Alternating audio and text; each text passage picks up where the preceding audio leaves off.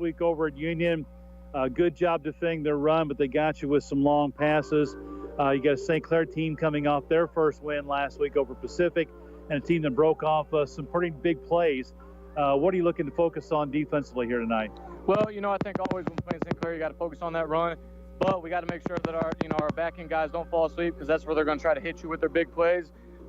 We've really got to tackle well. It gets kind of mixed up in there with how tight it is, and there's different guys that carry the ball. So we got to make sure to tackle tonight and be good up front. With that type of offense they run, your defensive guys really got to stay on their keys. Yeah, absolutely. We got to know what we're responsible for, who's coming behind us, who our option key is. I mean, there's a lot of things to think about. And then at the end of the day, we got to be ready, for a fight up front. And, of course, as you mentioned, the guys on the backside, they can't get caught up looking in the backfield all night long because their quarterback is a capable thrower and has a pretty good arm, can get it upfield, and they've got some speed to the outside. Yeah, absolutely they do. That's kind of something that we stress this week, when we're focused on the run, trying to throw in their big play actions. That's where they like to hit it big. So we got guys back there that we trust, and, just keep their eyes on our keys the whole night, and we'll be all right. All right, offensively, what's going to be your big keys here tonight against St. Clair? Again, we're going to have to focus up front. I want to, we got to be able to run the ball better than we did last week. I think we did a good job last week spreading it around in the air, so we're going to look to do more of that. But big key for us is get our ground game going and established up front. Yeah, I thought Gabe had a really good game, good completion percentage, and a lot of different receivers got involved. But got a little pressure. Really didn't have time to look upfield except for a couple of passes. Is that something that you're hoping to be able to do tonight? To look a little further downfield. Yeah, I think so. And that was kind of one of our focuses this week is giving Gabe time so we can get it down instead of dropping all those check downs all night. Injuries kind of jumping up a little bit. I know you got a couple of guys that are going to miss the game. Of course, Sam is out, so you're moving some guys around tonight. Yeah, I'm excited. We got a couple seniors that we're going to be mixing in some spots. We'll see what they can do. We're excited for them. I know they're excited. We got some big time, some guys banged up. So hopefully nothing happens tonight, and they're able to play the whole game. All right, Coach. Thanks so much for your time. Good luck. Thanks a lot. Eddie Haar, head coach of the Sullivan Eagles. The Sullivan Screaming Eagle Marching Band on the field with the national anthem. We'll take a commercial break. Back with more of the pregame after these messages. C.D. King Construction, LLC is a local general contractor that can provide you with any construction needs you may have. The goal at C.D. King Construction is to complete projects that exceed the customer's expectations. They take special care in each and every detail with your budget and goal in mind. From custom work to simple installation jobs, C.D. King Construction has a service to fit your needs. Learn how your dreams can become a reality by calling Cody at 573-259-9234 or find C.D. King Construction, LLC on Facebook. Coldwell Banker, Reeves Realtors, and Sullivan is an honest, professional, and friendly real estate agency with an A+ rating from the Better Business Bureau. Whether you're buying or selling, the experienced agents with Coldwell Banker, Reeves Realtors will help guide you through this difficult process. Rachel Shoemaker and her agents use the latest technology like CirclePix Marketing, Facebook, and other social media. If you're looking for a full or part-time career, contact Rachel to find out how you can become an agent. A vital part of our community, Coldwell Banker, Reeves Realtors of Sullivan. At Sullivan Bank, we offer competitive rates on your deposits and loans. We know rates are not everything. We are all about building relationships. Hello, this is Debbie Durham with Sullivan Bank. Knowing that you have someone you can talk to, whether it's to choose the right account or a home loan, Sullivan Bank will be here now and in the future. As a strong community bank, it's important to us to help you achieve financial success and have a trusting relationship in us. Sullivan Bank. Stop by today and let's chat. All right, the national anthem over with, the Screaming Eagle Marching Band on the field. Of course, they're getting ready for the Marching Band Festival, which is coming up here in Sullivan tomorrow. The parade going through at about 9 o'clock in the morning through downtown, and I think around 1 o'clock out here at the football field for the marching competition. And Dave Johnson down the field is going to try to catch the Sullivan band director. He's still the band is done with an anthem, and it's youth football recognition night tonight, so they've got a bunch of the youth football teams on the field coming out of the tunnel to let the Eagles run through. And Mr. Moore has tried to direct his band to where he wants them. All right, so let's go ahead. Let's send it down to Dave Johnson on the field with Mr. Moore. All right, Bobby, I'm here with Mr. Chuck Moore. He's the director of the Sullivan Screaming Eagles Marching Band. Tomorrow, coming up on the 35th annual Sullivan Marching Festival, aren't we? Yes, it looks like it's going to be beautiful weather, maybe a little warm, but we've had hotter, so it's going to be dry, and that's a really good thing. You know, I'm almost embarrassed to say, but I remember the first one. I'm that old, and I might have been in high school then when they had the first one. So, but it's been a great tradition. You guys start out downtown with the parade, and then what happens when you get back here? Well, we start at the 9 a.m. parade, and then once we get back here, we start our field competition at 12:30, and our prelims goes until about 4:15, and we are the ones that end that. And then our finals for the best bands of the day start at 6 o'clock and go till about 8 o'clock. All right, now with the parade, is that the normal parade route that we're used to here in Sullivan, or sometimes it's run in reverse, isn't it? Yeah, it's exactly right. Yes, it's in reverse. It's the same route, except it's just in reverse. All right, well, good luck tomorrow. I know you guys don't perform in this, correct? You just do exhibition? That's exactly right. All right, well, good luck and have fun tomorrow. Thank you. All right, thank you very much, Dave. That is Dave Johnson on the sideline. Our sideline reports brought to you by the great folks at Merrimack Tire and B&B Quick Stop. You stop by and see Todd and his team at Merrimack Tire for all your automotive needs. They're located on East Springfield Road near Highway 185 South. And then, of course, B&B Quick Stop is on the South Service Road in Sullivan. Stop in there for your fuel needs, snacks, hot and cold drinks, and a whole lot more. That's B&B Quick Stop and the Merrimack Tire sponsoring our sideline reports here tonight with Dave Johnson. And Dave, another great night for football, a little bit warm, but not too bad out there. Sun going down, it's going to cool off nicely. We should be in store for a pretty good ball game here tonight. I think so. I think we've got two teams that are pretty evenly matched. It's going to be a lot of fun. You know, the Eagles have a few injuries they're dealing with, but we also learned St. Clair's got a couple of injuries they're dealing with too. So I think it's going to be an evenly matched game. It should be a real slobber knocker, like we've said before. You know, it's always when one of the fellows I work with likes to call it the battle of the tracks. You know, from here to St. Clair. But yeah, you know, it's always a good game whenever St. Clair and Sullivan get together. All right, Dave, and we had a chance to talk with Eddie Hart before the game and talk to Brian Robbins a little bit. And, you know, St. Clair's a running team, and the big key is to stop that run. But just as important, I think, for Sullivan tonight, Dave, as we talked with Coach in the pregame interview, is not getting so caught up in the run with your defensive backs that they slip somebody deep behind you and score the big touchdown.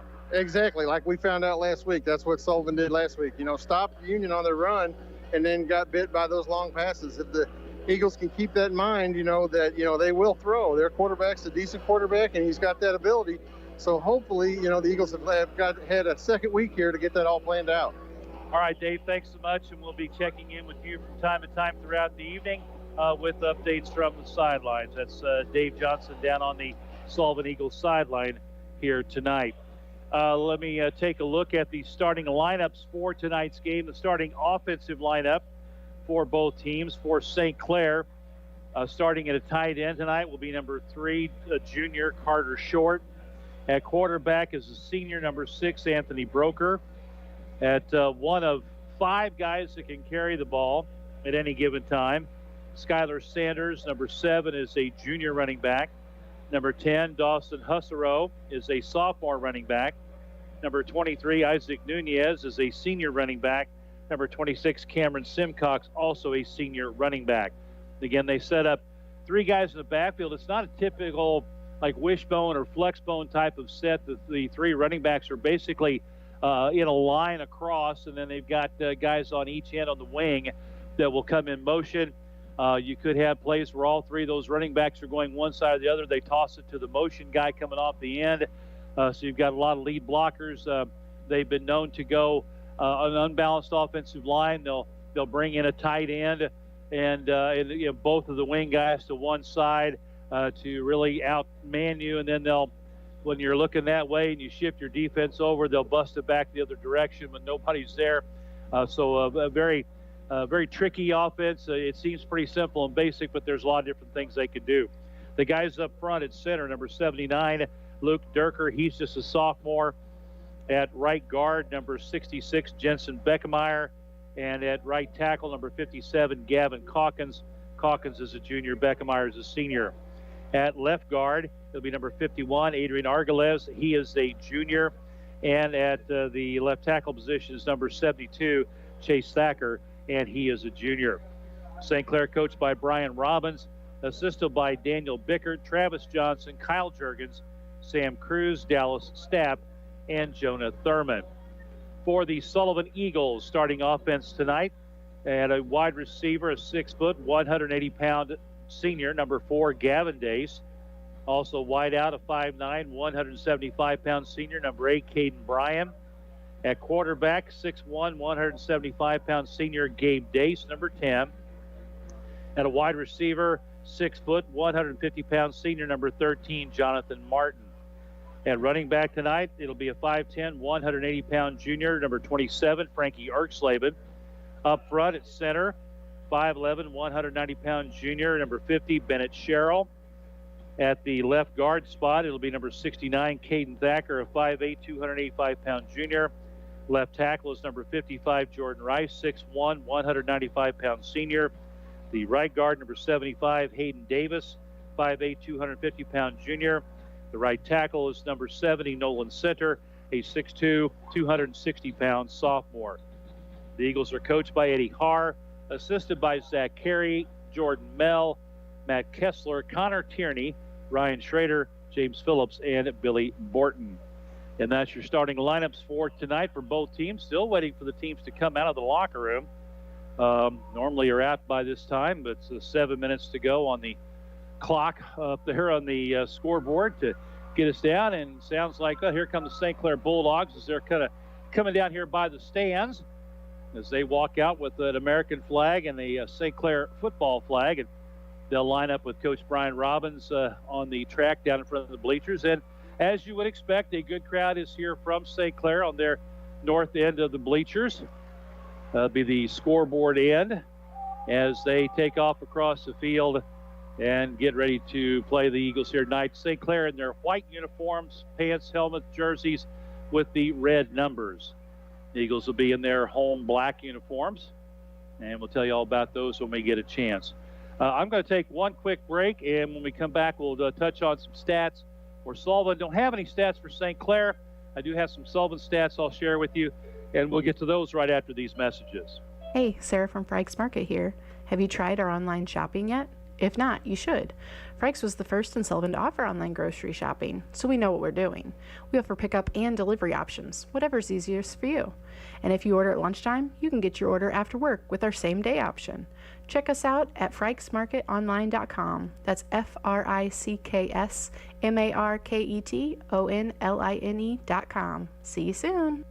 Today's game is not only a competitive contest between these two schools, but it's also an educational experience for the students involved. Because high school activities are about learning life values, all of us here at KTUI Radio and the Missouri State High School Activities Association remind everyone to do their part in keeping our hometown sports a positive experience for everyone. When you attend your next game, do your part to help rekindle the spirit of citizenship by showing good sportsmanship. You'll be teaching a positive lesson, and you'll be preserving a proud tradition in the state of Missouri.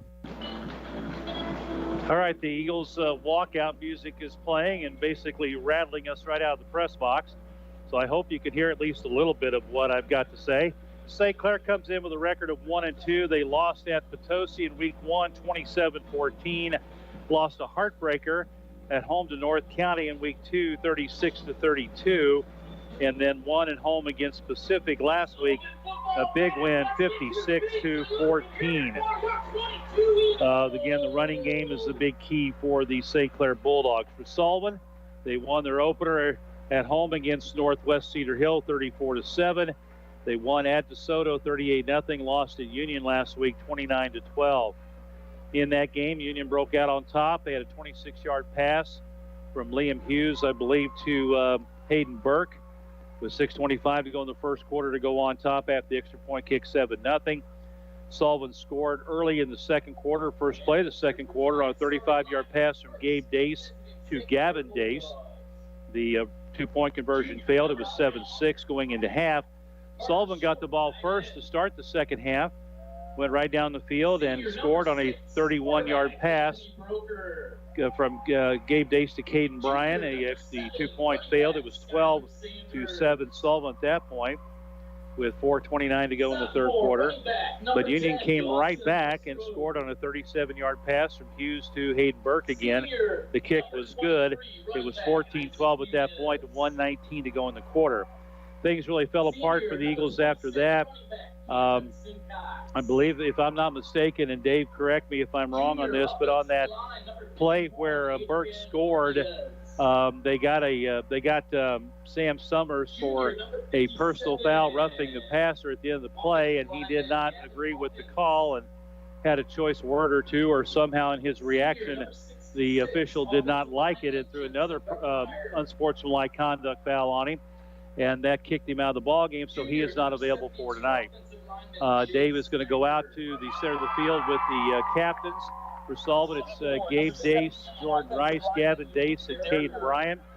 For St. Clair, it is trying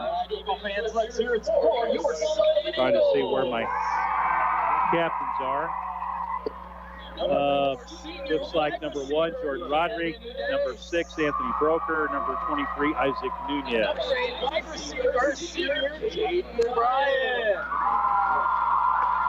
Number 10, senior quarterback. And number 26, Cam Simcox. Number 35. Let's send it down to Dave for the toss of the coin. Brendel. Number 13, senior wideout. You're the speaking captain? All right, good evening. My name is Mr. Griffin. This is Mr. Williams. We're going to be in the middle tonight. Gentlemen, it's good sportsmanship at all time. Anytime you hear the whistle, all play stops. If you have a question or you want to bring something to our attention, go to the closest official and let them know what you got going on. You ready to play ball? All right, sir.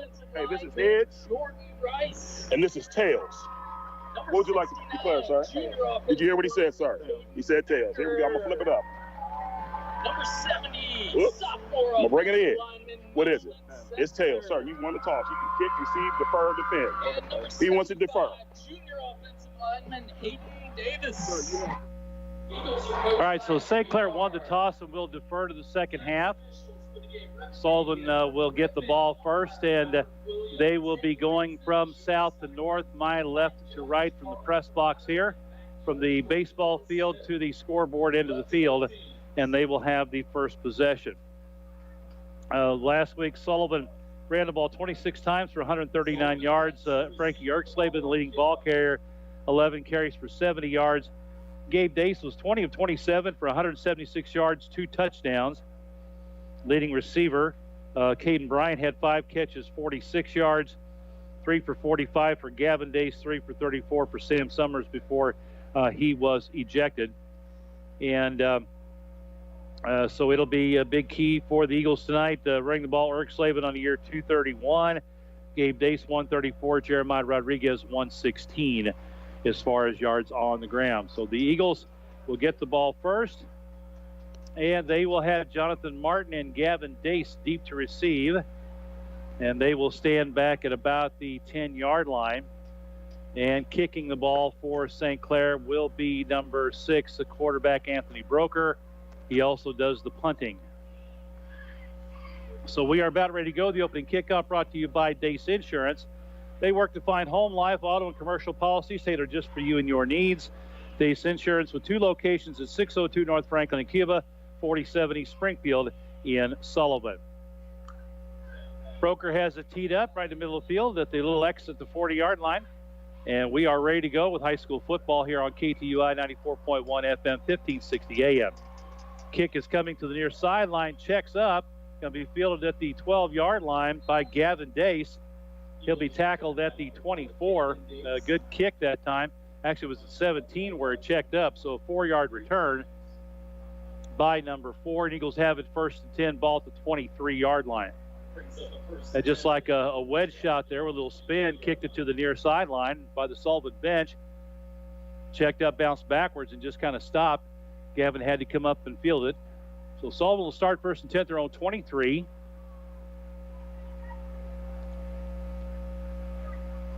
They'll have 2 men split wide to each side. Erksleben set up behind Gabe Dace in the shotgun. St. Clair 4-man front.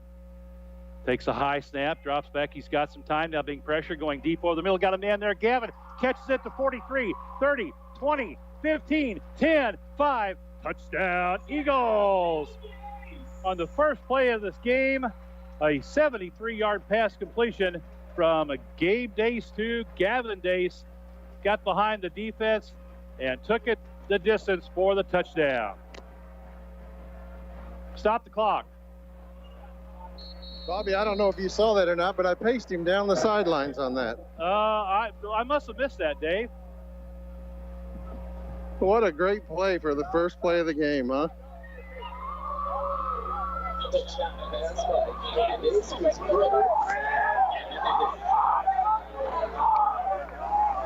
So they've got to reset the clock. And Sullivan will go for two. Two men wide to each side. Gavin was the wide man on this near sideline and just kind of ran a little post play and got open behind the defender. A perfectly thrown ball. Going to run a little option to the right. Pitch to Sullivan. Hits his man, and he's driven down as Nunez dropped him short of the goal line. And so with 10:52 to go in the first quarter of play, the score is Sullivan 6 and St. Clair nothing. At Missouri Baptist Sullivan Hospital, we don't just work in the community. We live here too. We understand what it means to raise a family here, and we know the importance of having the highest quality healthcare nearby. With BJC Healthcare doctors, nurses, and specialists to treat all your needs. This is your best medicine. Missouri Baptist Sullivan Hospital, proud to serve the community we call home. The birth of your baby is one of the most special days of your life, and where you choose to deliver is important. Families in our community trust Missouri Baptist Sullivan Hospital.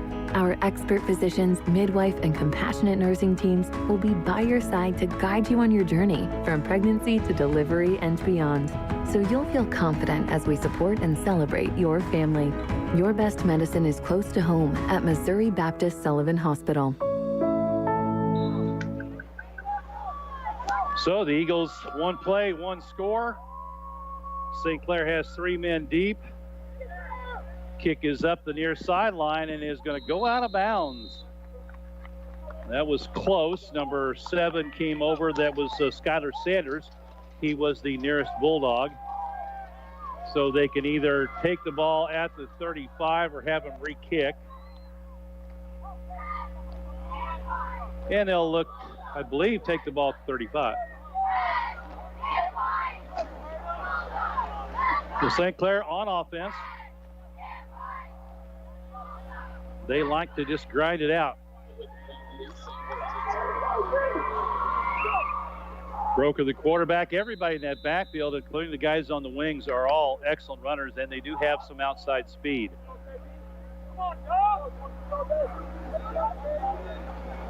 Again, they've got that three-man backfield. One man wide to the left, hand off to the second man through Simcox. Goes over the right side, then kind of pushes his way up the middle to the 39-yard line for a gain of 4. Second down and 6. Now they've got those three running backs behind the quarterback, Broker, and they just kind of all lined straight across. They had one man wide left, and they'll bring at least two tight ends sometimes. We've got the tight end set to the right with a man wide to the right. Broker under center. Again coming up. They'll hand off up the middle, and the Eagles are there. Smelling that one out was Caden Thacker on the handoff to number 10, Dawson Hussenow. Yeah, Thacker almost got that handoff on that play. And no gain on the play. Will bring up a third down and 6 for the Bulldogs. Yeah, he had great penetration. He's playing he's playing over the center. Eagles showing a 5-man front. They a little bit different defensive alignment, showing a 5-man front with 2 cornerbacks and 4 linebackers and a safety. And going the right side, hand off second man off the edge, and he's going to be stopped short. That again was to Simcox. Yeah, Brindle did a great job that time picking up his guy. That was his man, and he faked that first one, and then he was there to pick up the running back as he come around the end. Well, gain of 3 leaves St. Clair with a 4th and 3 at their own 37, so they're back to punt. Broker in punt formation. Martin, I believe, is deep to receive for the Eagles. Good snap, no pressure. Gets off a kind of a spinning kick off to the far sideline, gets a good bounce, and is still staying inbounds. That tightrope the sideline as Martin let it go, and it's going to roll dead down to Sullivan 10-yard line. So a good punt.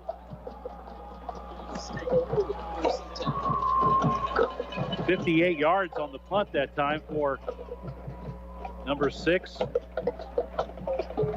Anthony Broker. Yeah, Bobby, that ball bounced and rolled about 20 yards, and the shadow was out of bounds the whole time. So Sullivan with the big strike, and Coach Har said that they were hoping to be able to give Gabe enough time to go deep. They decided to give it a shot on the first play. He had a lot of time early. He got some pressure right as he threw the ball, but able to stay in there, take the contact, make the connection, and get the touchdown. 2 men wide to each side. Sullivan set up in the pistol behind Gabe Dace. He stands at the 5, drops back about 3 steps, looking left, goes underneath, wide open on the sideline. Pass is complete out to about the 22 to Jonathan Martin before he's driven back. So Jonathan Martin with the catch, and that should give the Eagles a first down with a pickup of 12 yards. Now, I don't know. I guess on that 73-yard touchdown, Dave, they actually got enough for a first down, so I guess I should credit them with a first down on that play, don't I? Sure. Let's give it to them. Oh, okay. That don't hurt. I mean, hey, they needed 10. They got 73. Sounds like a first down I'm to me. no statistician, but let's do it. All right, 2 men wide to each side. Again, Sullivan in the backfield, man in motion from left to right. They'll hand off to Sullivan. He bounces off to the right side and bounces to the defense. A good hole and a good gain on first down out to about the 29-yard line. That was Rodriguez on this series. Yeah, it is Rodriguez. Came in there. My bad. So Rodriguez picks up 7 on first down. Hey, Bobby, while we got a second, I got 14 friends of mine, the Sullivan Amateur Radio Club, are down at Johnson Shut-ins listening in on the TuneIn app tonight. So I want to give a shout out to them and thank them for listening to us. Welcome to the broadcast, guys. Appreciate that. Eagles again sending 2 men wide to each side. And J-Rod in the backfield behind Gabe Dace in the shotgun. And movement up front. And that'll be a false start on the Eagles. I think that penalty there come from somebody a little bit less experienced getting on there. They have, Rhett Cox is out this week, so they've shifted the line around a little and may just be a little inexperience showing up there.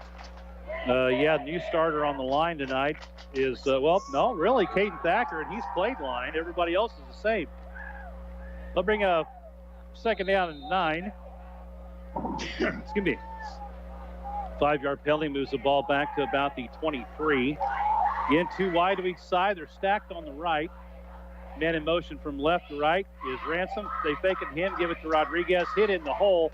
Spins forward to about the 25-yard line. So a gain of a couple on the play. And it will be 3rd down. Ball just shy of the 25. They've got to get out to the 32, so we'll call it 3rd down and about 7.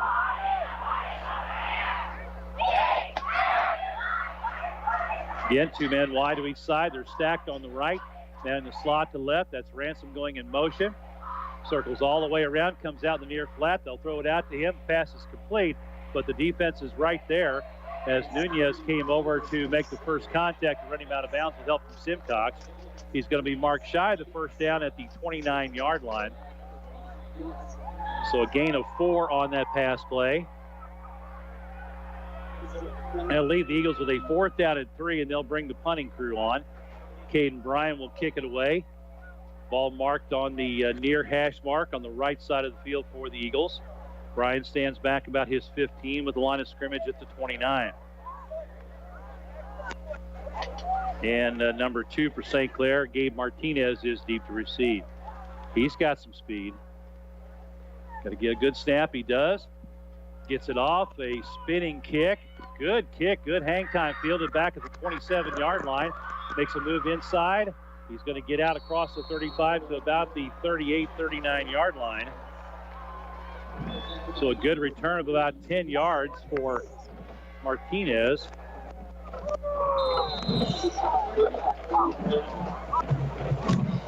Colton Brendel wearing 35 tonight makes a tackle. St. Clair 1st and 10.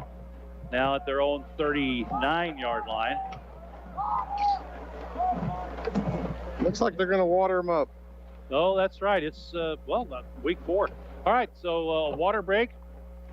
We'll take a break. We'll be back after you hear this.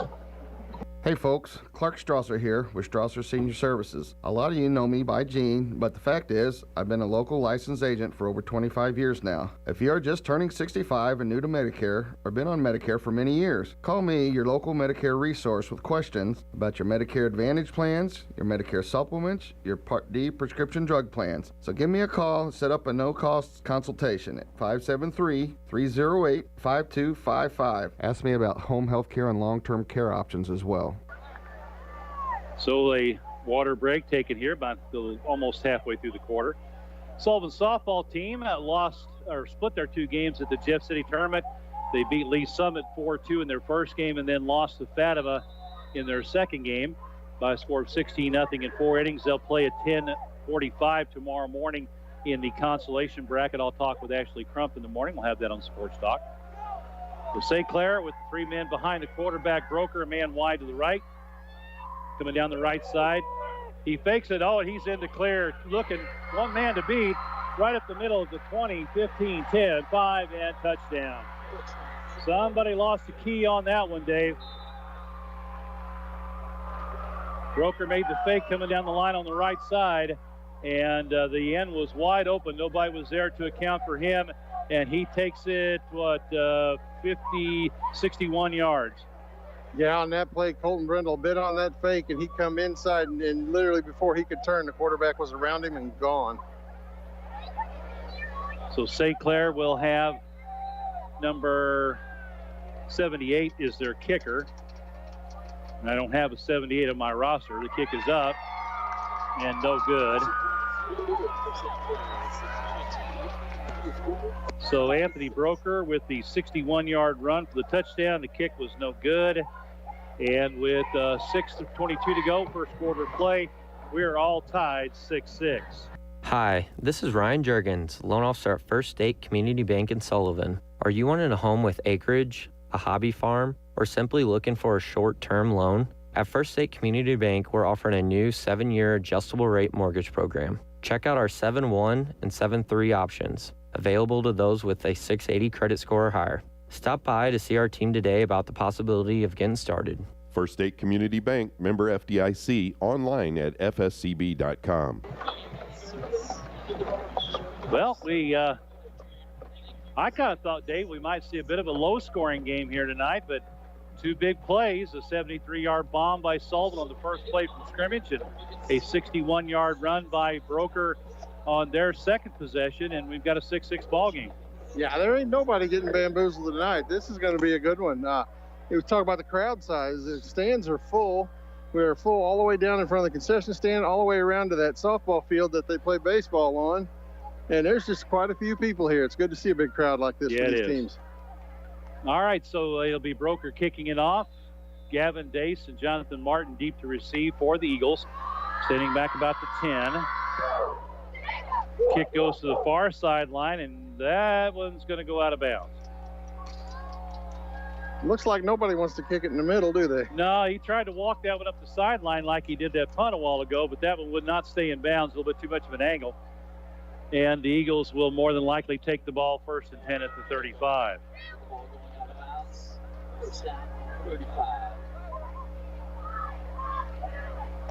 Trying to get you some other scores of games going on tonight. Borgia is at Duchesne, Cuba playing Herman, Owensville hosting St. James, Union at Pacific, and Washington taking on Fort Zumwalt North in high school football tonight. Again, we'll try to keep track of those games when we get an opportunity here tonight. Sullivan will have it 1st and 10. Everybody in tight, 2 men on each end, stacked up. Lone running back. Gabe Dace under center, man in motion. Left to right is Ransom, takes the pitch, cuts it back inside.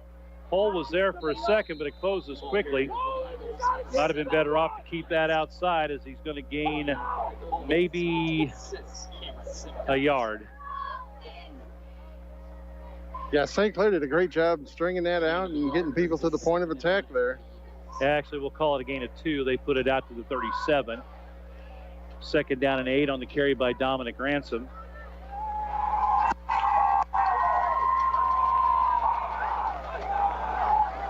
Now I've got 2 men out each side, but they're in a little tighter, but not right on the ends of the line. Gabe Dace will be under center, surveying the defense. Drops back, looking. Going to go deep up the left side and underthrown and broken up. Well, nearly picked off. Number 2 had both hands on that ball and just lost it coming down. Pass was intended for Ransom. He was covered all the way, and Martinez almost had the pick. That's one I think Gabe probably wishes he had back, because I don't think Ransom was open at any time on that route. No, that was good coverage on that play. So it'll be 3rd down and 8 now. We'll see what the Eagles dial up offensively. You know, if we're not having Sam Summers here, he's that big 6'6" target over the middle. You can look to run him out of a post pattern or something. Somebody else is going to have to step up. And we have timeout called. Coach Haar not happy. And the Eagles will call a timeout. We'll keep it here. A reminder that the sideline reports with Dave Johnson, brought to you by Merrimack Tire and B&B Quick Stop. See Todd and his team at Merrimack Tire for all your automotive needs. They're located on East Springfield, right there next to Highway 185 South. And B&B Quick Stop is located on the South Service Road. They're the place to go for all your fuel, snacks, great selection of snacks, hot and cold drinks, and a whole lot more. B&B Quick Stop and Merrimack Tire. And also a big thank you to Pizza Hut. They bring pizza up for the Press Box crew every home game for delicious pizza, wings, pasta, desserts, and more. Check out Sullivan Pizza Hut, 100 South Service Road. For delivery or carry-out orders, call 468-3952. We have the Sullivan timeout. 2 men wide to each side. Guys on the left are in tight. Man in motion from right to left is Gavin Dace. They fake it. Hand off to the deep man, and he gives everybody a ride, but he's going to be shy of a 1st down. That was Frankie. Yeah, that was Erxleben that time. Going to be marked out to about the 40-yard line, so only a gain of 3 for Erxleben on his first carry, and Sullivan will bring on the punt team. As they have a 4th and 5. Martinez deep to receive, standing on his 25. Caden Bryan will stand on his 25 to receive the snap. Got a good snap first time around. That's been an issue, especially last week. Good snap again. Gets the punt off from the 29. Low line drive kick. A fair catch is called at the St. Clair 22-yard line. So 38 yards on the punt. And no return. So it'll be 1st and 10 for the Bulldogs at their own 22. Now, so far, Dave, St. Clair has been running everything to the right side. I wouldn't be a bit surprised if somewhere in this drive that they don't look to start coming back to the left, because, you know, Sullivan came right, or their defensive left. And, you know, I would be surprised to see them have a little counter play coming back to the left side. I think you're exactly right. They're sure set up for it. So, again, they've got just 2 men in the backfield this time. 1 man wide to each side, double tight end set. Broker under center, going to the right, hands off to the first man through. He's wrapped up at the ankles by 30, that's Skaggs. Husino was the ball carrier. And a gain of a couple. 2nd down and 8. Yeah, Bobby, I think tonight is Dayton Skaggs' first start this year. You know, he's a younger kid, but really good athlete. I know he's a good baseball player too, and real good athlete to see him out there playing like that. Well, against the running team, Eagles are trying to load up the box a little bit more. They've got more D linemen, more linebackers playing. They're back to the traditional 3-man backfield. Again, there's a little counter play inside, and a good job by the Eagles to read their keys. He handed off to the first man through off the right, and that was again Husero. and they'll take it out to the 26. So it's going to bring up another 2-yard pickup, and it's 3rd down and 6. Let's hear it, Eagle Band. EAG.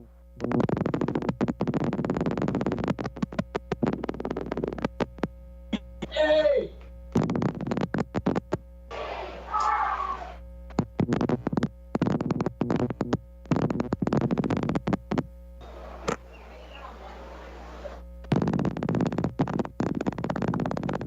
Your foot, the Bulldogs, number 10, Husero.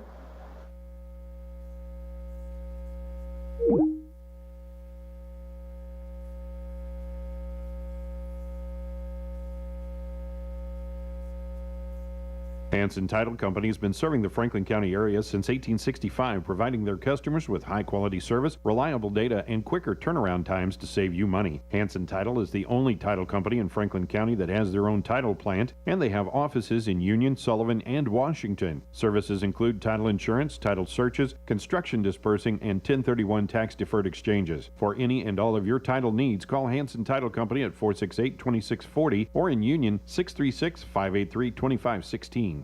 Interference.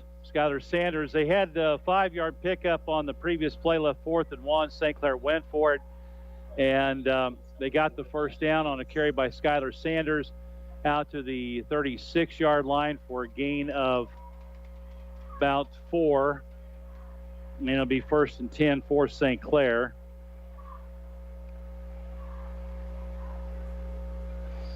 They'll line up with 3 men in the backfield, tight end to the left, 1 man wide to the right. Hand off on the left side, taking it up the middle, and the Eagles are there to clog it up. That may have been Broker on the keeper. And let's see. Who was at the bottom of the pile there, Dave? Thacker. Who was the ball carrier, did you see? The quarterback, Broker. Okay, I thought Broker he couldn't get the ball. He was trying to pull it back and make another move, but he couldn't get the ball pulled back out of the running back's hand. About a gain of 2. Yeah, he holds that ball in there so long and then just makes his read, and then he was trying to pull, but I think the running back wanted it, so there was a little bit of tug of war on the ball. Tight end to the right, 2 men wide to right, 2 running backs behind the quarterback, Anthony Broker. Ball's loose. Handoff was to Husero, and the referee says the Eagles have recovered the football. Caden Thacker on the recovery. Caden Thacker on the fumble recovery.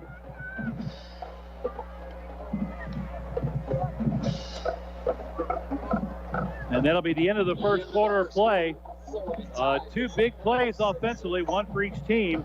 And at the end of 1 quarter of play, the score is Sullivan Eagles 6, the St. Clair Bulldogs 6. Dace Insurance is a full-service independent insurance agency with 35 years of experience serving the needs of over 5,000 individuals and families and 300 businesses in our area. Dace Insurance is an agency you can depend on with proven professionals, honest, fair, and interested in the needs of the people they serve. Sharon Dace and her staff don't work for an insurance company. They work for you with home, life, auto, and commercial policies tailored for you. Dace Insurance, located at 602 North Franklin in Cuba and 47 East Springfield in Sullivan. Whether it's balls and strikes, fouls, or flags, your referees and game officials are a vital part of high school athletics. If you've ever tried your hand at officiating, you know how hard these men and women work, and you certainly know that they would never miss a call intentionally. Keep these things in mind as you attend sporting events. After all, respecting officials and authority figures is one of the most valuable lessons that we can teach our students. This message has been brought to you by your friends here at KTUI Radio and the Missouri State High School Activities Association. Sullivan takes over on the St. Clair 39. Gabe rolling out to the right, throwing up the right sideline. Got a man there, but it's overthrown toward the boundary. Trying to go to Dominic Ransom again and just overthrows him as he was tied up against the sideline. That was actually Gavin on that play. He was going to, yeah. 4 instead of 7. Okay, my 1 score update into 1 quarter. Fort Zumwalt North leads Washington 6-0. In the first quarter, Zumwalt North leads Washington 6-0. So the Eagles will have a 2nd down and 10. Ball at the 39-yard line, and we got some sort of a delay of for something here is Hetty Harris coming out to talk.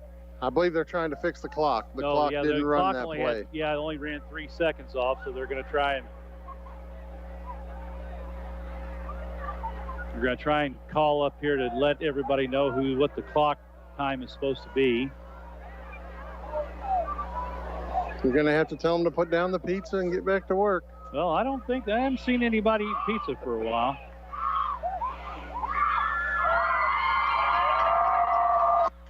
And they're now, I think, 11:46. Okay, they've got it now. That was an incomplete pass, so it should have stopped. Yeah. Is that, well, 11:38. All right, well, now they got 11:51. Handoff up the middle, bouncing it off to the left side, but the Bulldogs close quickly. Handoff goes to Frankie Sullivan, and really no gain on the play. Is St. Clair doing a pretty good job of clogging up that middle of the field. Yeah, they swarm to the ball too. Their defense is really quick. You know, they may not have great size, but boy, they are quick. So the Eagles are faced with a 3rd down and 10. Ball still at the St. Clair 39-yard line where they recovered the fumble. Man in motion from right to left, and a little pitch out here to the near side. Breaking a tackle, getting the sideline inside the 30. And run out of bounds inside the 25. And Jonathan Martin, who took the handoff, going to mark him out at the 25, so pick up a 14. And the Eagles have a fresh set of downs. Yeah, the way they've been clogging up that middle, they may have to start looking outside. Union leads Pacific 21-0 with 4:37 to go first quarter. Last I got on that one. 2 men wide to each side. Sullivan behind Dace. Takes the handoff, finds a hole on the right side. It closes quickly. A short gain before he's driven back. He'll take it to about the 23 for a gain of 2.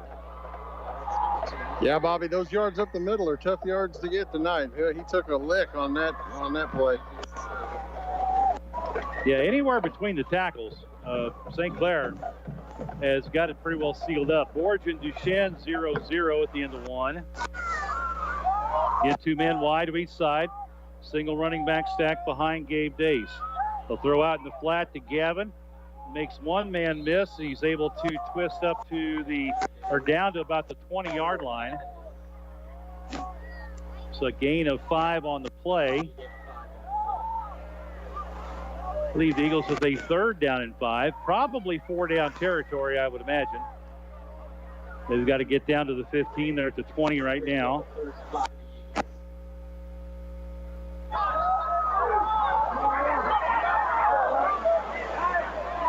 They'll send 2 men wide left. That's the near side of the field. Ball on the right hash mark. Dace in the shotgun. Man in motion from right to left. They'll hand it off to Brian, trying to bend it around the corner. He's got the first down inside the 15 to about the 13-yard line. Caden Bryan on the carry picks up 7. And Eagles may have some success on the outside if the inside game's not working. We have whistle on the field. And actually they're going to mark him at the 14. Now they're going to run it.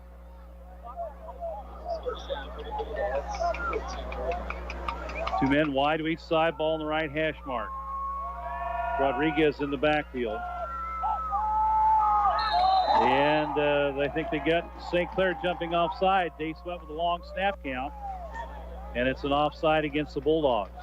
That's one way to keep them honest. You know, they've been ruling that line, and you make them stay on their heels another count and watch that. That's a good way to get caught up. That'll take the ball down to the 9-yard line, make it first down and 5 for Sullivan from there. 8:55 to go in the second quarter of play. Tie ball game 6-6. Ball on the left hash mark. Two men wide to each side with Rodriguez set up behind Gabe Dace. Hand off to J-Rod. He's hit and wrapped up at the line of scrimmage, driven back. He may have got the 8-yard line. Good penetration up front by the Bulldogs.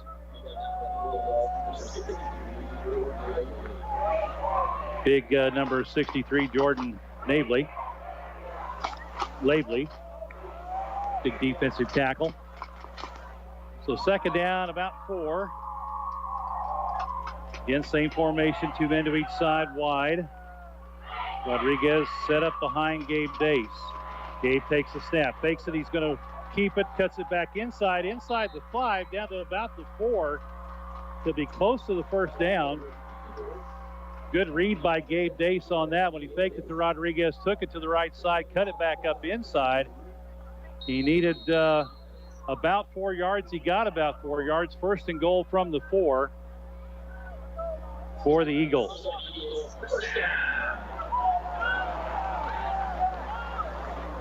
Yeah, I think they weren't sure whether it was a first down or not on that, and they looked at it and give it to him. So that's why they stopped the clock, and it's going back again. Now everybody in tight. They've got the 2 men in close on each end. Actually tied end to the right. 1 man on the wing to the right, 2 men to the left, and a single running back. Man in motion, whistle before the snap. And it's going to be a false start against Sullivan. Yep, that right tackle got the flinches on him. Oh, come on, guys. So that moves it back out to about the 9, makes it first and goal. Can't be making those kind of mistakes in game 4 down by your goal line.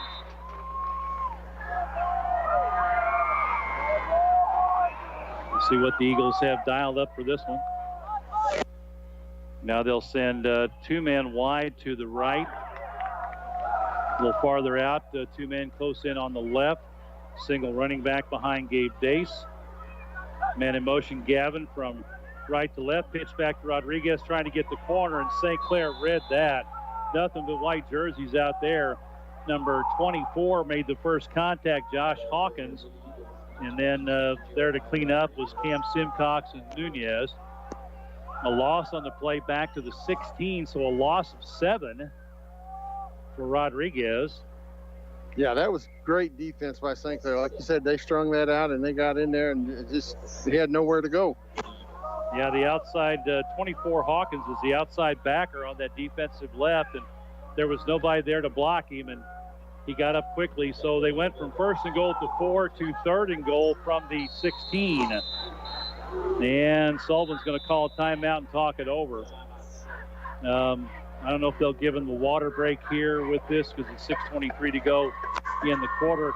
We'll take a quick break, and we'll be back at 6-6, Sullivan and St. Clair. Times are changing the way you shop, eat, and do business. And at FCNB Bank, we've been changing right along with you. You see, our customers have always been our focus. So when we added the comfort of online banking with FCNB mobile and text banking, we did it for convenience. Now it's a safer, secure way to check your account balances, view transactions, and transfer funds. 24 hours a day, 7 days a week. We're here with you and always will be. And that's the difference you can bank on. FCNB.com, member FDIC.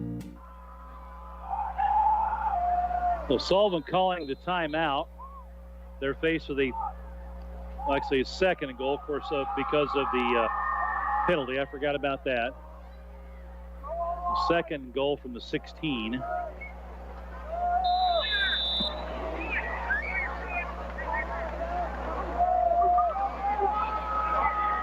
Two men wide right, ball on the right hash mark. 2 men close in on the left. Man in motion from right to left is Gavin Dace. Gabe rolls left, looking over the middle. Got a man there, underthrown and picked off in the end zone. It makes you wonder, is the mistakes going to be the name of this game? Whoever makes the most mistakes going to lose this one. Pass was intended for Dominic Ransom, but Hawkins, the linebacker, got the deep drop, and he looked like he was the intended target. Ball needed to go over. I don't know that Gabe saw him. Because he got a late drop out of his linebacker spot, and Gabe just threw it right to him. He needed to get over the top to get it to Ransom, who was open behind him, but didn't quite get enough air to that one. So the Eagles turn it over. Each team with 1 turnover, and the officials They're calling a timeout. The whistle blown. I guess we're going to have water break. I don't know why they couldn't take it a while ago when the Eagles called timeout, but hey, I'm not in charge of that stuff. We'll kind of keep it right here. I do want to let Sam know that there will be a 20-minute halftime, so we'll be sending it back for some news at half. Probably at least 10 minutes or so. I'll let Sam get prepared for that. Yeah, that 20-minute halftime's a new thing this year. It actually started, I think they forgot about it week 1, but week 2, the official said it will be 20 minutes from now on. It's a Misha ruling that come out with that. All right. In the second quarter, Union now leading Pacific 28-0. So after the water break, both teams back out on the field. Sullivan again will, with the interception, turning the ball over to the Bulldogs, and the ball comes out to the 20 due to the interception being in the end zone. The officials, they'll get back out to their spots. Sullivan band will perform at halftime. St. Clair lines up everybody in tight. Got that 3-man backfield.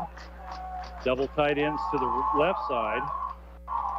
Turn handoff to the deep back is Sanders. Eagles collapse on that fairly quickly after a gain of about 2. Out to about the 22-yard line.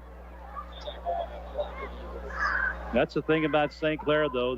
They'll take that 2 and 3 yards, and then they'll change something up. They look like they're in a pattern, and then the Bulldogs will change something up. They'll run a counter play on you. They'll, do something that maybe you weren't looking for, or what, and then they'll bust a big one.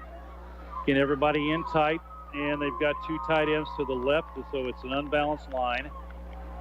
Hand off to the first man up the middle, hits the pile, pushes it out across the 25. Good gain on second down, and I believe that was Sanders again on the carry. He'll take it out to the 26. They'll pick up a 4. They've got a lot of different guys. You got the Husserow, Nunez, Simcox, Sanders. Broker had the big run for the touchdown. They've got numerous guys that can run that ball, and just when you get used to a couple of different guys run the ball, they'll bring Simcox or Nunez off of one of those wings or out of a tight end spot or something. They'll fake the handoff. Broker will keep it. Similar play to what he broke. He goes through a tackle. He's right up the middle of the field. It's a foot race, and he's going to win it. 20-10 touchdown. He faked the handoff, went back like he was going to pass, and then broke containment. Eagles didn't know he had the football because he was still right in the middle of the crowd. And from the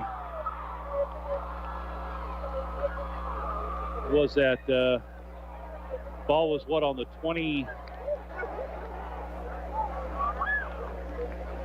I believe it was about the 27-yard line. Yeah, 26, I guess. So 74-yard run. They'll try the kick again with number 78. Again, I don't have a 78 on my roster. The kick is up, and it is good.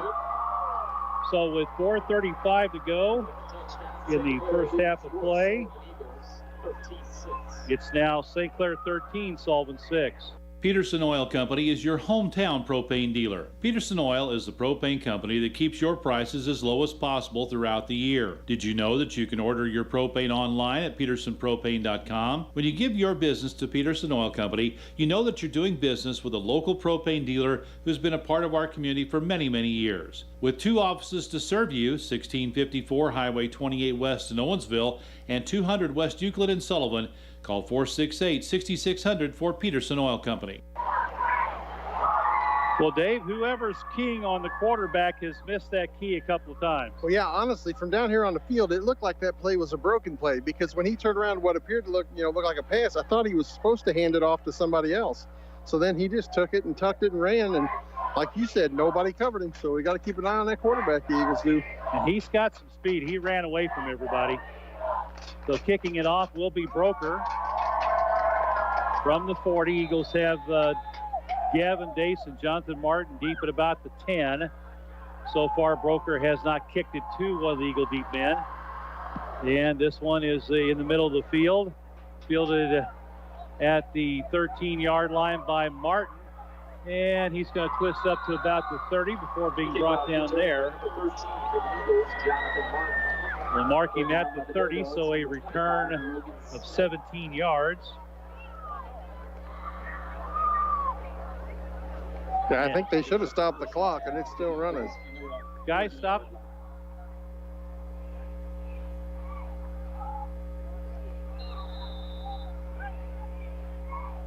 So Sullivan first and 10 at the 30-yard line, trying to answer that quick score from St. Clair.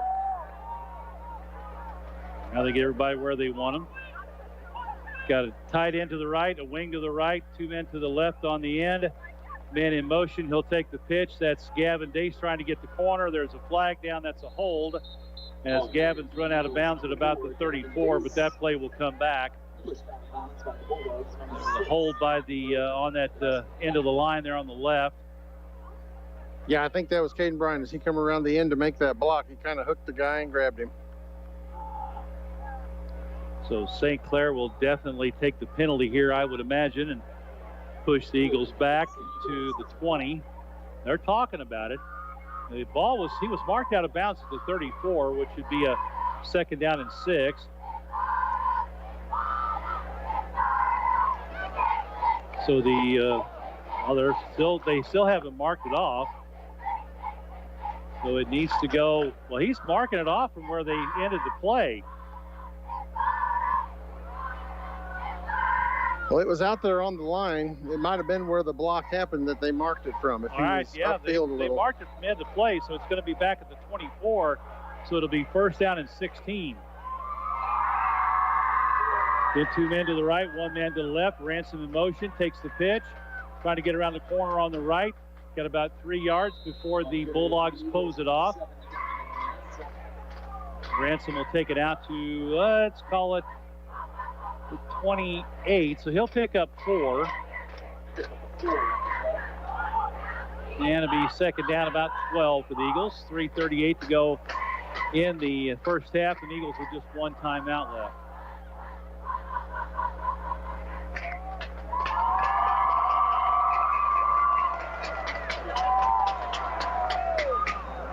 Got two men on the end to the left, one man on the wing to the right with a tight end to the right. Lone running back, man in motion again coming around. Fakes the pitch, they hand off up the middle, and a big hole breaking numerous tackles. Getting clear to the 50, to the 45-40. Brought down about the 45-yard line with Frankie Ertzlaven. From the 28, so 22-32, they're going to mark him down at the 36. So 36-yard run by Frankie Ertzlaven, and that was just all second effort. Oh, absolutely. And even on the tackle, Frankie knew he was going to get tackled, but boy, did he give a hand shove there that put a little bit of hurt on the defense. So big run by Frankie Ertzlaven up the middle. Sullivan first and 10, the St. Clair 36. Get two men to the left, tied into the right with a wing on the right. Comes back in motion, takes the short pitch. Gavin Dace cuts it back up in the middle. Gets across the 35 to about the 33. And one of the St. Clair players coming out talking to the side judge, hey, watch out, this guy's holding me. I think that's what every lineman says. Every defensive player is being held on every play. Pickup of 2, we'll call it. They mark it at 34 for Gavin Dace. Second down and 8. Again, two men to the left, one man to the wing to the right. Gavin in motion, handoff up the middle. Rodriguez this time. Angles off the right side, and he'll pick up a couple more about the 32-yard line. So ball at the 32. Bring up third down and 6, excuse me. At the end of one quarter, Herman leading Cuba 27-0. Tell you what, that Herman team, they're going to be heard from before it's all said and done. Eagles again, same formation. Gabe under center, man in motion, right to left. They'll pitch it to Gavin Dace, tries to bounce it outside, but St. Clair with good pursuit. Yeah, the ball came out, but he was down. He was ruled down. Gabe Martinez came around and got him from behind and lost back to the 35. And timeout now called by St. Clair with 1:13 to go in the quarter. The Eagles will be faced with a 4th down and 9. So a loss of 3 on that play. They just, Dave, as you said, they just strung that play out to the sideline, and Gavin had no gap, and Martinez caught him from behind. Yeah, the Bulldogs have been good about stringing the plays out. You know, Eagles try to pitch something outside, and they're just string it out, and then somebody comes up and makes the tackle. But again, they're running to the short side of the field, too, so there's not as much room to operate, less room for the defense to have to cover as well. Oh, absolutely. You know, when you make your your play calls, you'd think you would know which is the wide side and the short side. And man, it just kind of cripples you whenever you do run to the short side of the field like that. And the Eagles will have it on the left hash mark, which is on their side of the field. And they'll have a 4th down and 9. I would imagine, I don't know, Brian is, nope, they're going to go for it. And might as well here at the 35. A punt likely to go in the end zone would only pick you up 15 yards. 3 men wide to the right, 1 man to the left with a running back set up behind Gabe Daves. He'll turn and look, takes a snap, drops, has some time initially, rolls out, throws on the run, and just throws it away. He was expecting somebody to cut to the sideline. There was nothing there. Jonathan Martin was the nearest receiver in the area, so the Bulldogs hold on downs, and they will get the ball back. 1st and 10. The ball will be at their own 35-yard line. And they have, I believe, 2 timeouts left with exactly 1 minute to go in the first half.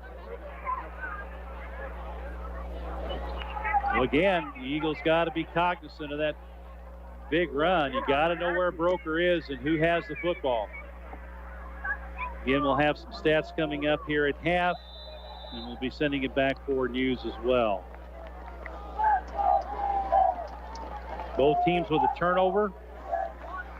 St. Clair with the 3 running backs and a tight end to the left, wide receiver to the right. Broker going to hand off on the left side.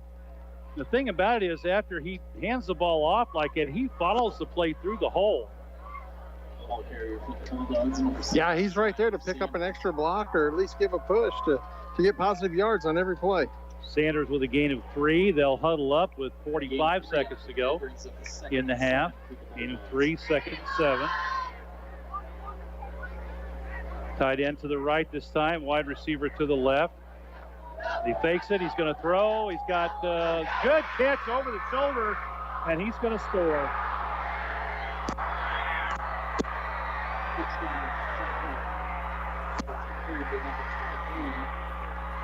Great over-the-shoulder catch. And was that Caden Bryan that was on him? Yeah, talk about a fantastic catch. He caught him in stride. That receiver stretched out both hands, had both hands on the ball. It was a great play for St. Clair. So with 26 seconds to go in the half, St. Clair will be attempting the extra point kick.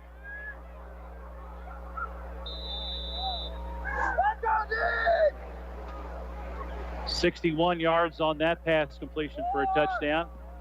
Kick is up, and it is good. So 61-yard pass, and that was to Nunez.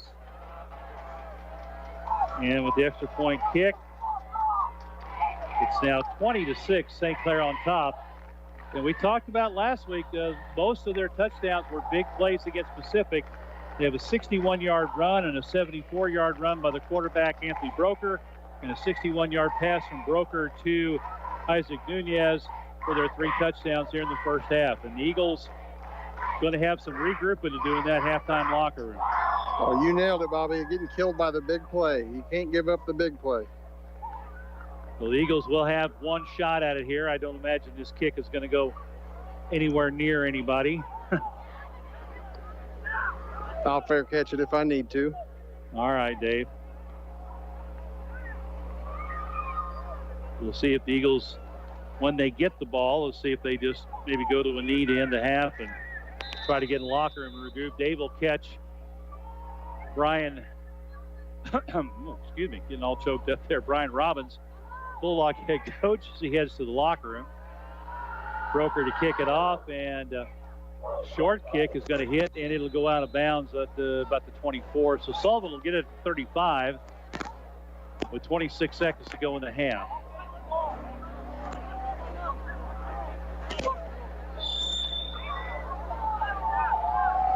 Offense out onto the field. Erkslaven's going to be in at running back.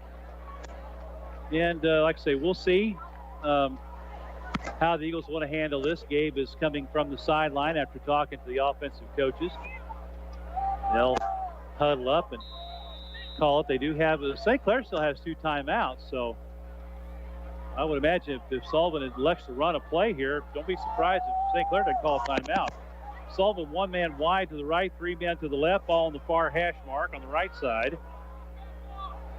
Dace takes a snap, drops back, looking, being pressured, and he's going to be dropped back at the 25-yard line by number 3, and that is Carter Short. So a loss of 10. And yes, they're just going to let the clock run out. At the end of one half of play, the score, the St. Clair Bulldogs 20, the Sullivan Eagles 6. Stick around, I'll have some stats coming up. And Dave will catch head coach Brian Robbins from the Bulldogs. They'll let the Eagles get off the field first before St. Clair takes off. And Coach Robbins more than likely will be back toward the end of the line, but Dave is going to go out and try and catch him. And we'll just kind of keep it here until Dave can catch Coach Robbins. Yeah, Bobby, I'm here with Coach Robbins.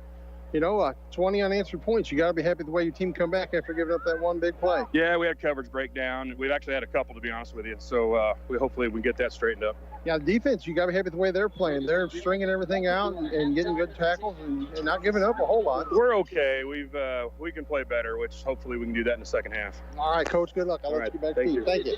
All right, thank you, Dave. Dave Johnson with Brian Robbins. Sideline Reports brought to you by Merrimack Tire and B&B Quick Stop. Merrimack Tire takes care of all your automotive needs, tires and auto service. They're located on East Springfield near Highway 185 South. And then B&B Quick Stop on the South Service Road has all your fuel, snacks, hot and cold drinks, and more. We'll take a break, and I'll be working on some stats. When we come back, we'll get to that. At our halftime break, again, the score is St. Clair 20, Sullivan 6. Jerry's TV in Sullivan is a family-owned appliance, furniture, mattress, and electronics store. Jerry's has over 20,000 square feet of showroom with name brands of fine quality home furnishings at low prices. Jerry's TV's been serving the Sullivan and surrounding area since 1962. Jerry's has in-store financing, fast free delivery, free setup, and free removal. When you shop at Jerry's, you get discount store prices with service in every department. Shop local. Shop Jerry's TV, 375 West Springfield in Sullivan, because service matters. B&B Quick Stop in Sullivan is your local ZX gas station and convenience store. B&B is conveniently located on the South Service Road and is an easy place to stop on your way to almost everywhere. There's great coffee to get you going in the morning and several sizes of ice cold soft drinks and tea to quench your thirst. And whether you're driving a motorhome or a subcompact, you can get it into the car wash behind B&B, and the automatic car wash has several different options for either a soft touch or a touchless wash. B&B Quick Stop, your ZX gas station on the South Service Road between the overpasses in Sullivan. When it comes to your finances, you need a team you can trust, someone who can help you through any situation, a local community bank you can depend on. At First State Community Bank, we are that partner. And because we're committed to Sullivan, you won't have to worry about changes to your accounts or locations. Come see me, Jordan Todd, in Sullivan today. My team and I are excited to partner with you. We'll make the process of switching banks quick and easy. First State Community Bank, member FDIC, online at fscb.com. Hey, Sarah from Frank's Market here. Have you tried our online shopping yet? If not, you should. Frank's was the first in Sullivan to offer online grocery shopping, so we know what we're doing.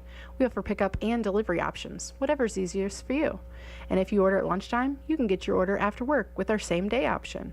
Check us out at franksmarketonline.com. That's FRICKSMARKETONLINE.com. See you soon.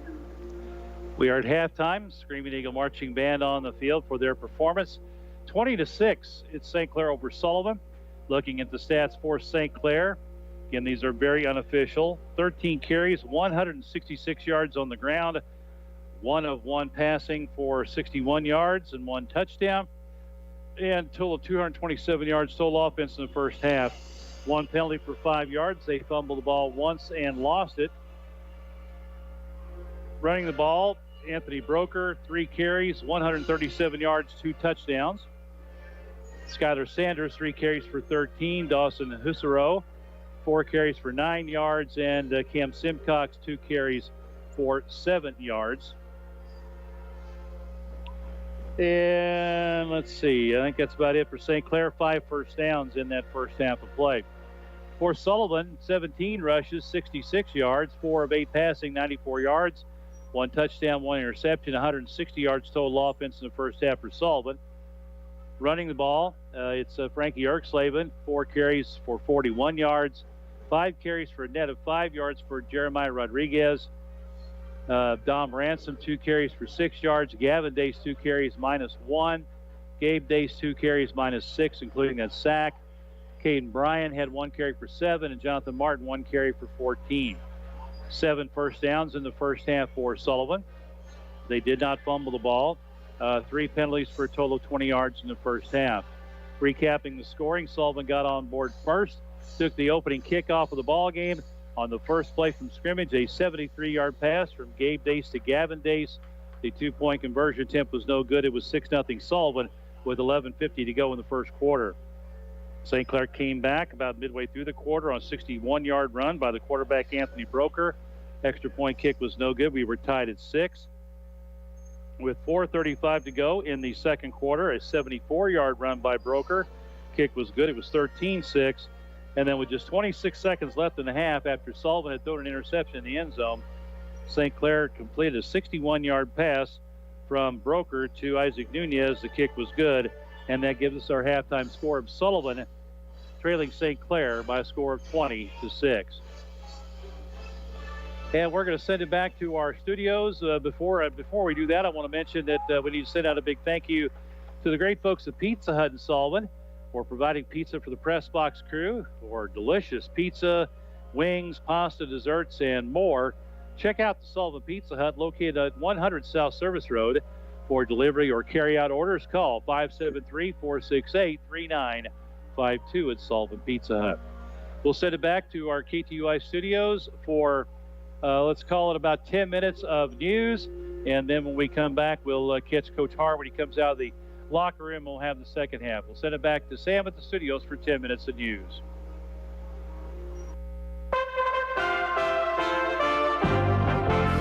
USA Radio News with Tim Berg.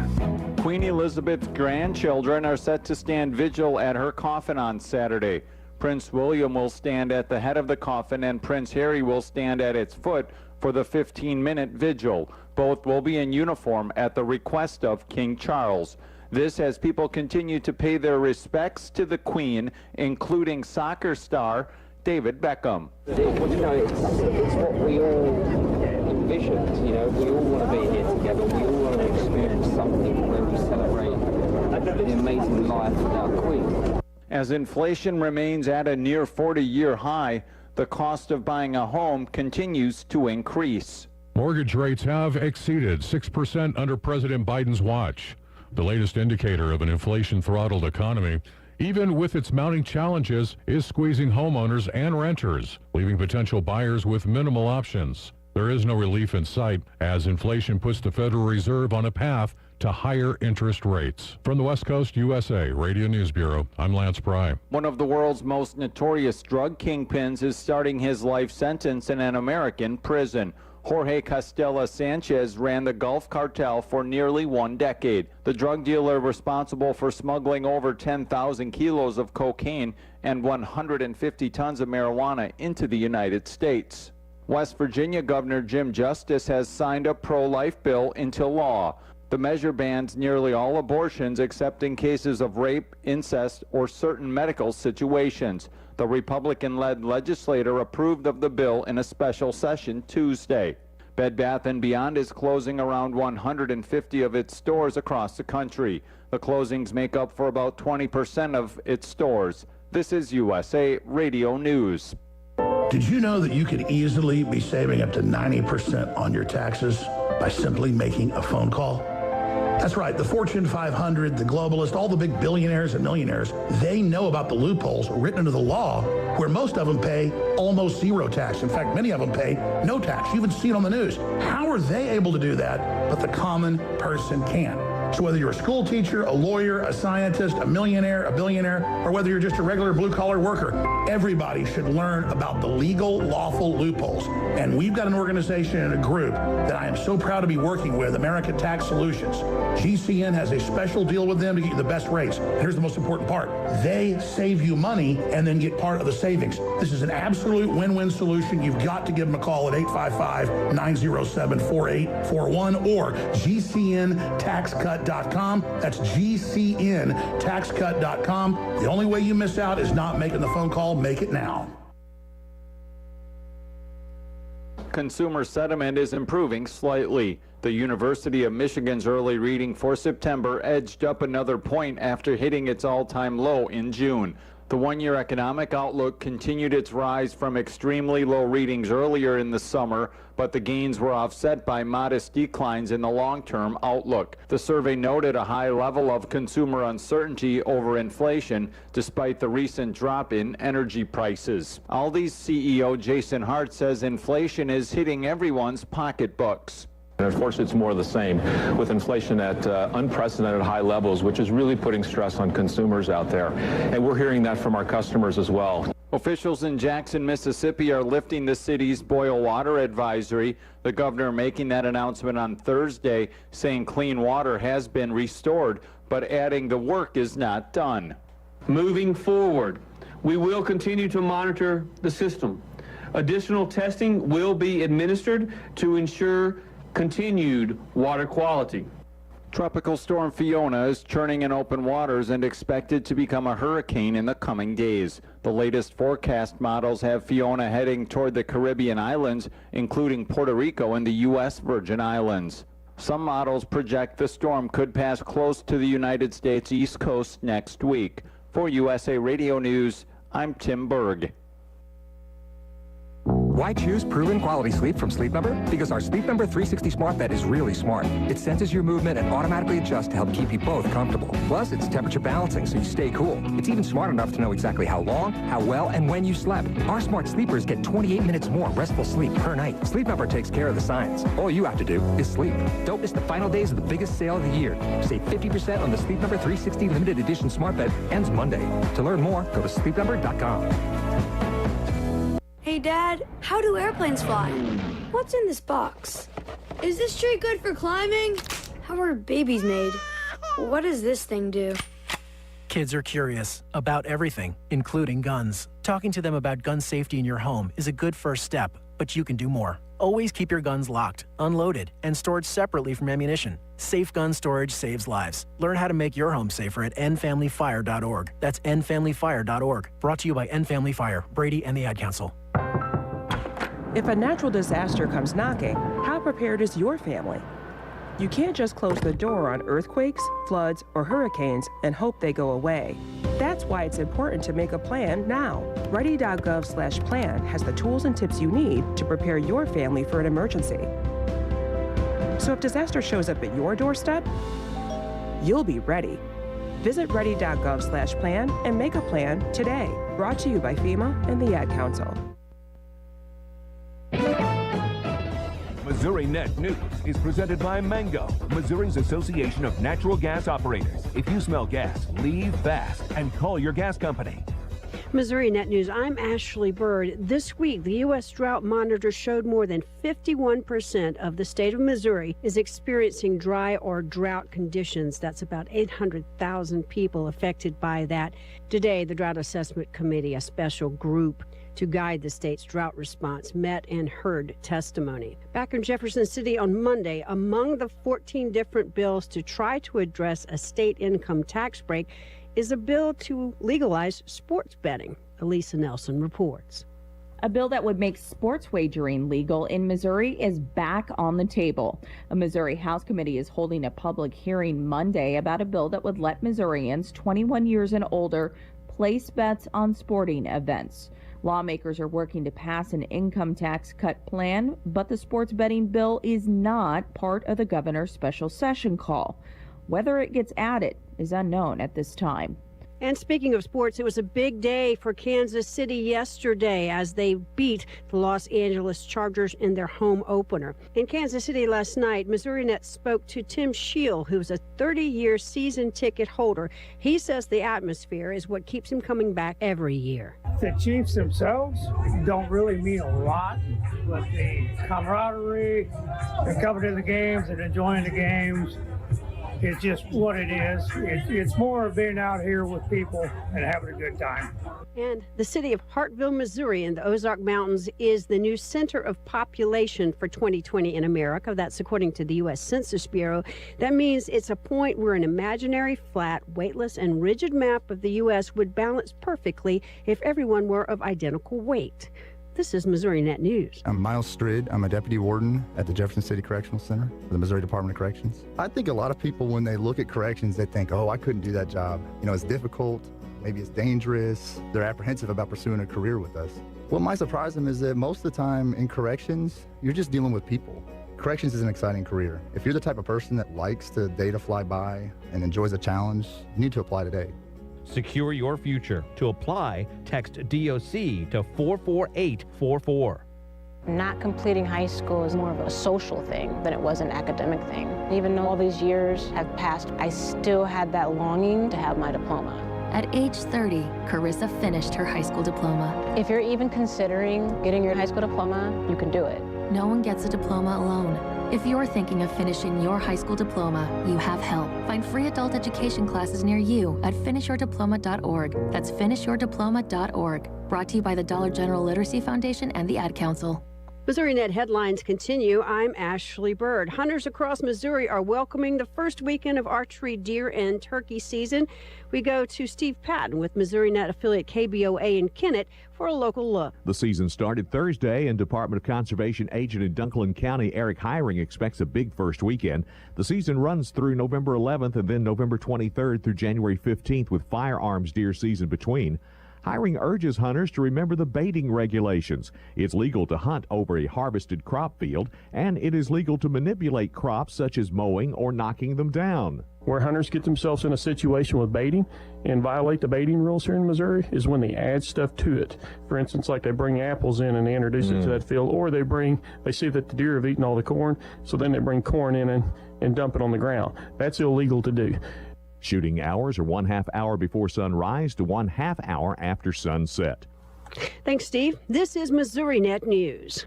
Hey, hon, what you doing with your phone? Taking pictures? No, I'm asking it questions. Like what? Hey, Bobo, do flowers have best friends? I'm sorry. I'm afraid I don't know that. Hey, follow me. I want to show you something. Look, flowers do have best friends. Whoa. Some answers can only be found in nature. Discover the unsearchable. Visit discovertheforest.org to find a trail near you. Brought to you by the United States Forest Service and the Ad Council. Watch out! You got me! The galaxy is safe once again. In the pretend universe, kids play with pretend guns. In the real world, it's up to us to make sure they don't get their hands on a real gun. If you have a gun in the house, keep it locked, unloaded, and stored separately from ammunition. Safe gun storage saves lives. Learn how to make your home safer at endfamilyfire.org. That's endfamilyfire.org. Brought to you by End Family Fire, Brady, and the Ad Council.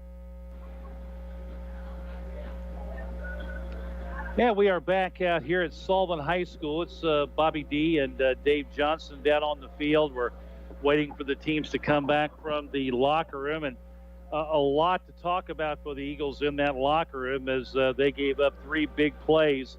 And, we're talking with Coach in the pregame. That was something they had been working on all week, was not giving up the big play, but St. Clair had other plans. Dave down the sidelines. Dave, you're down there amongst the players. What was the general feel that you got there on the sideline late in that first half? I think it's going to be more of concern. Everybody's in a bit of a quagmire. They're like, "What's going on?" They were stopping it, and it's the simple thing. It's the same thing that the Eagles suffered from last week. It was the big play. They're not stopping that big play. Honestly, I think that last touchdown by the quarterback was a broken play. I mean, he turned around and it looked like he was waiting for somebody to take it. Nobody was there. He took around and just took off with it. So, I mean, they got to learn to not give up those big plays. But, and again, with the St. Clair offense, you have certain keys you have to look for. And I'm sure they've got somebody who's probably assigned to keep an eye on the quarterback. But on that play, if it was a broken play, he was kind of in the middle of a group of guys. He faked that first handoff and dropped back. And like you say, I don't know if maybe as he started to drop back, he ran into a lineman or a Sullivan defender that was pushing the line back and just thought, well, I've got some room in front of me, I'll take off. But there was nobody there. I mean, it's just like whoever Sullivan had to spy him had just forgot about him. Yeah, and they've done that often. So hopefully the Eagles have got that figured out. I do see Coach Har coming. I'm going to see if I can grab him here. All right. I know he's kind of turned. He's going to go over and talk to the players. We'll wait till he gets back over, because we have to let him do his job. Absolutely. We appreciate him taking the time to talk to us, but his number one job is to get his team ready to play the second half. St. Clair will get the ball as they won the toss and deferred.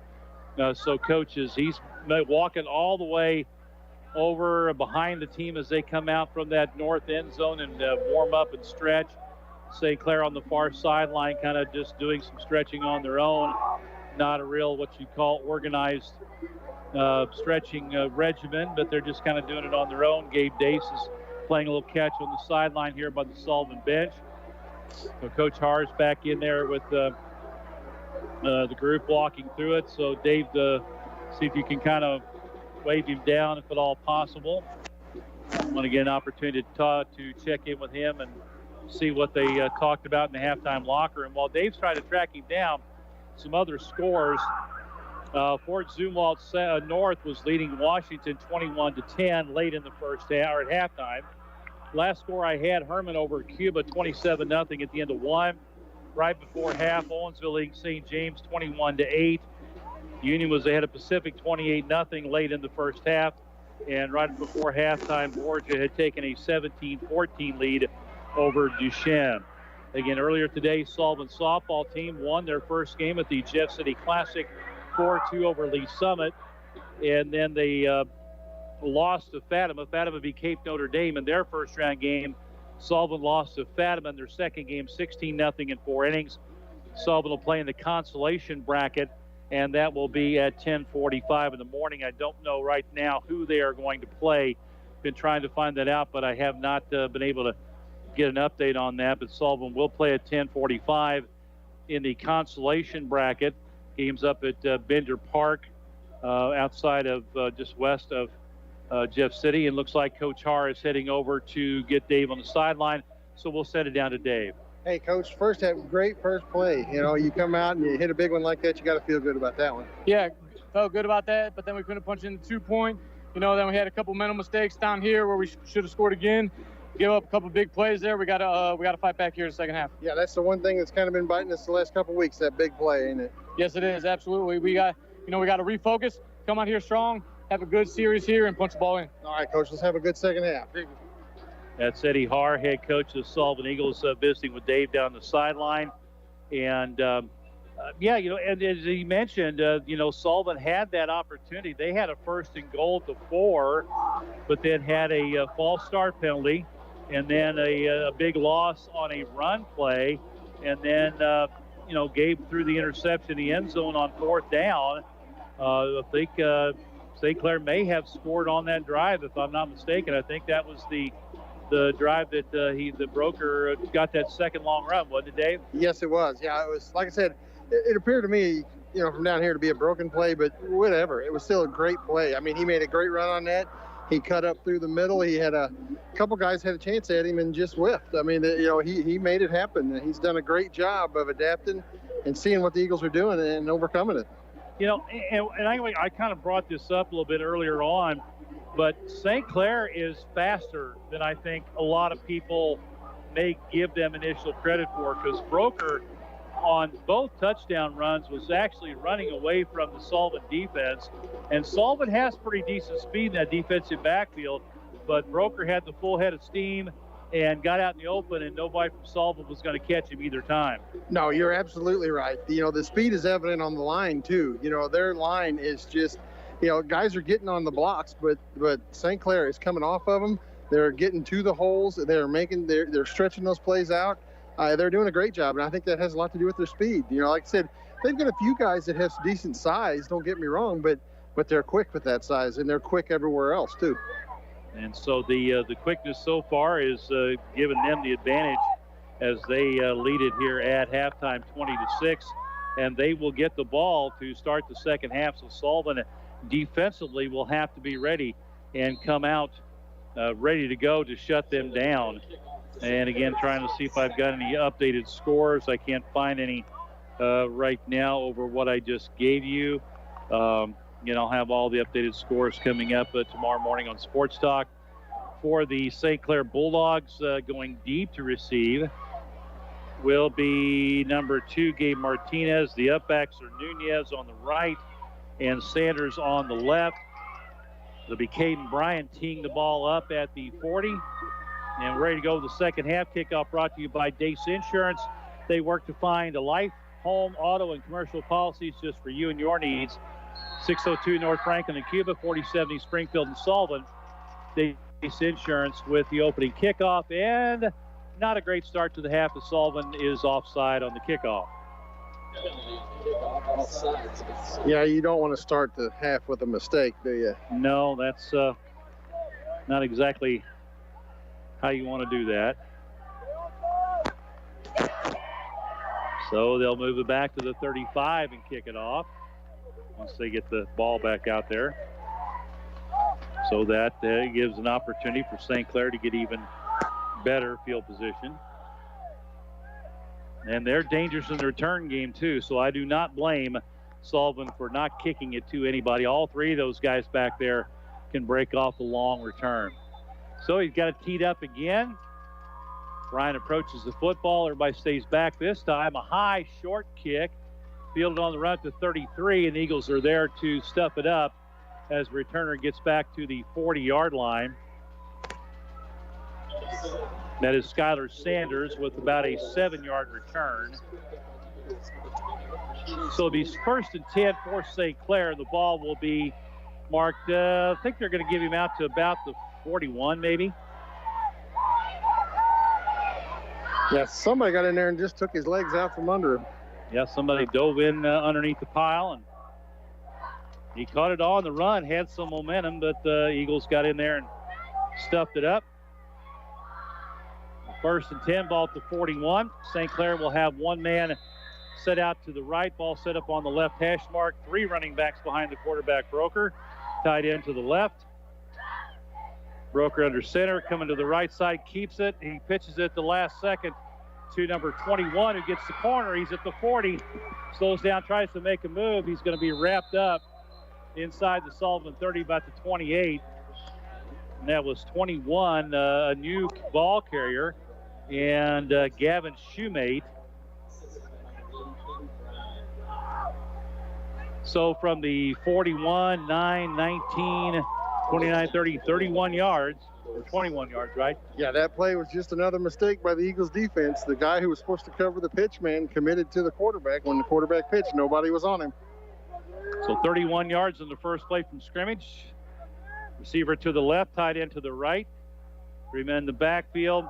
They'll hand off up the middle, and Husserow breaks free. He's going to take it in for the score. Just ran through a couple of tackles. Husserow with the 28-yard touchdown run. And just like that, St. Clair gets on the scoreboard in 2 plays. That halftime talk might have needed to be a little longer. They'll set up for the kick. The unknown player, number 78, with the boot. It's up. It's good. 11:16 to go, third quarter of play. It's now St. Clair 27, Sullivan 6. Hey folks, Clark Strasser here with Strasser Senior Services. A lot of you know me by Gene, but the fact is, I've been a local licensed agent for over 25 years now. If you are just turning 65 and new to Medicare, or been on Medicare for many years, call me, your local Medicare resource, with questions about your Medicare Advantage plans, your Medicare supplements, your Part D prescription drug plans. So give me a call and set up a no-cost consultation at 573-308-5255. Ask me about home health care and long-term care options as well.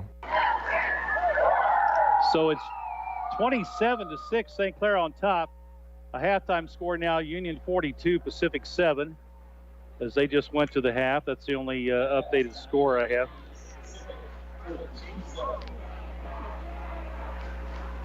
So St. Clair now will kick it off to Sullivan, and Eagles have a pretty big hole to dig out of. Down 3 scores, but a lot of time left. It'll be Broker kicking it off from the 40. Martin and Dace deep to receive. Dace will take it at the 12, across the 25. Now the 30, hit and wrapped up as he gets out to around the 32, 33-yard line. So a return of about 20 yards for Gavin Dace, and the Eagles will have it 1st and 10. And they will put the ball down on the far hash mark over on the St. Clair side of the field, actually in the middle, at about the Sullivan 32. So the Eagles are going to have to pick it up offensively and find an answer for the big play on defense. But first, you got to score here. 3 men wide right, 1 man wide left. Running back set up behind Gabe Dace is Frankie Erkslavin. Dace in a shotgun. Takes a snap, coming to the near side, keeps it, cuts it back up the middle, hit and wrapped up as he gets out to about the 35. So a gain of about 3 on the play. 2nd down and 7 at the 35. St. Clair just is not leaving a lot of openings for the Eagles to run through. They're closing up gaps pretty quick. Eagles break the huddle, come to the line. Bennett Sherrill the center, 2 men wide to each side. Erkslavin set up in the pistol behind Dace. He stands at the 20. Takes the shotgun snap after a man comes in motion, low snap. He gets the handoff in, but St. Clair was right there as they had real quick penetration. Yeah, that's St. Clair's bend but don't break right there. You know, they'll give up a few and then they'll take them right back. Erkslavin on the carry, loses back to the 31, so it's a loss of 4. And 3rd down and 11. Now the timing was off. It was a low snap, but big number 63, Lavely, was in there and just busted that one up. Sullivan 3rd and 11. Ball back at the 31. Dace drops back, being pressured, gets away from 1 man, but then the rest of the team gets there. Ball stripped loose, but the whistle had blown. Let's see where they mark his forward progress. Had some time early, but it was a deep developing route, and then it broke down quickly as he had pressure from his right. And they're going to give him forward progress to the 23. So a loss of 8 on the play. And it'll be 4th down and about 19, so they'll punt. Martinez deep at his own 35. Bryant will kick it away. He'll get it off at about the 13, 14-yard line. Low snap, no pressure. High kick. Going to get a pretty good bounce. Hits in. It'll go to the near sideline. Now rolls downfield a little bit to the St. Clair 31-yard line. Oh, from the 23, 27, 37, and 9, 46-yard punt. No return. St. Clair has it 1st and 10, ball at their own 31-yard line. Well, Dave, I can imagine that's not exactly how the Eagles drew it up in the locker room. No, I don't think so. You know, it seems like they're playing pretty flat. They've come out and just ain't ready for what St. Clair's giving them yet. St. Clair took the opening kickoff the second half, and in 2 plays took it in. They got the ball at the 41. Got a 28-yard touchdown run after a 28, a big run before that from Shoemate. Man wide to the left, tight end to the right. 3 backs behind the quarterback, Broker. And off to the second man off the right side. That'll be 26 Simcox, and he's going to be out to the 34. Simcox with a gain of 3. You know, Bobby, even when the Eagles do stuff a play up like that one, it's still for positive yards by St. Clair. You know, they only got 2 on that one, but it's still upfield movement. You know, they do that every play. And it really seems, I think, Dave, excuse me, with the exception of a few plays, St. Clair has had control of the line of scrimmage. I think so. I think it's the speed that's helped them. Again, 3 men in the backfield, 1 man wide left. They come down the left side, hand up the first man. Now they're going to blow it dead. And there's going to be a procedure penalty, a false start against St. Clair. So that helps. Moves them back 5 to the 28-yard line, and it'll bring up a second down and 13. Bobby D and Dave Johnson with you on KTUI 94.1 FM, 1560 AM, and the TuneIn app. Sullivan High School football field, St. Clair and Sullivan. St. Clair 1-2, coming off a win last week over Pacific. Sullivan 2-1, off a loss to Union. St. Clair leads at 27-6. Little crossbuck play. Hand off up the middle. Eagles had that one defended pretty well. Handoff was to Husserow.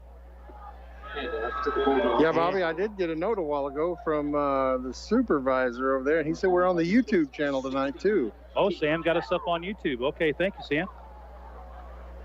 Appreciate that. 3rd down and 13 now. Eagles need a stop. Definitely need a stop. Ball set up on the near hash mark, just outside, just shy of the 29, so 3rd down, maybe 12. Man wide to the right, tight end to the left, 3 men in the backfield. They're going to hand it off. Big hole up the quarterback keeps it. Good fake. He had me faked out. The Eagles weren't faked out that time as they were able to drag Broker down for a loss. Ball carrier for the Bulldogs, number 6.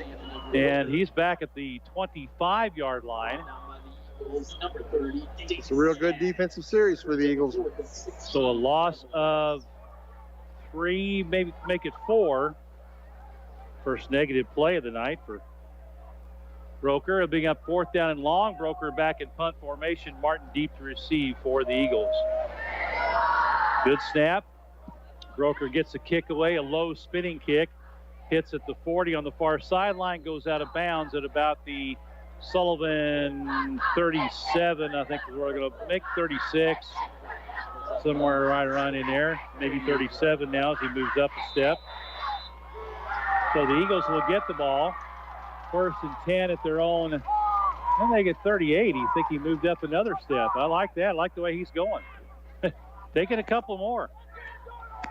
And they're going to do the water break. We'll go ahead and take a commercial break. 6:22 to go, 3rd quarter play. It is St. Clair 27, Sullivan 6. Take the responsibility for teaching students that any competition, no matter what it is, must be played within the rules. Officials of any game or contest are never given enough thanks, and the efforts of the officials account for the fairness of the competition. So to our Missouri high school officials, thank you for a job well done. The preceding message was brought to you by your friends at the Missouri State High School Activities Association and all of us here at KTUI Radio. So everybody now is all refreshed and hydrated. And they'll head back out on the field to get back to play. Sullivan will have it after the punt, change of possession. 1st and 10 at their own 38-yard line. Down, time becoming an enemy now. 6:22 to go. A little over 18 minutes playing the game. Sullivan needs 3 scores. They've got 2 men wide right, 1 man to the left. Ransom comes in motion. He gets the handoff, and they're going to blow it dead. Somebody moved. Oh, offside St. Clair. Oh, thank you. All right.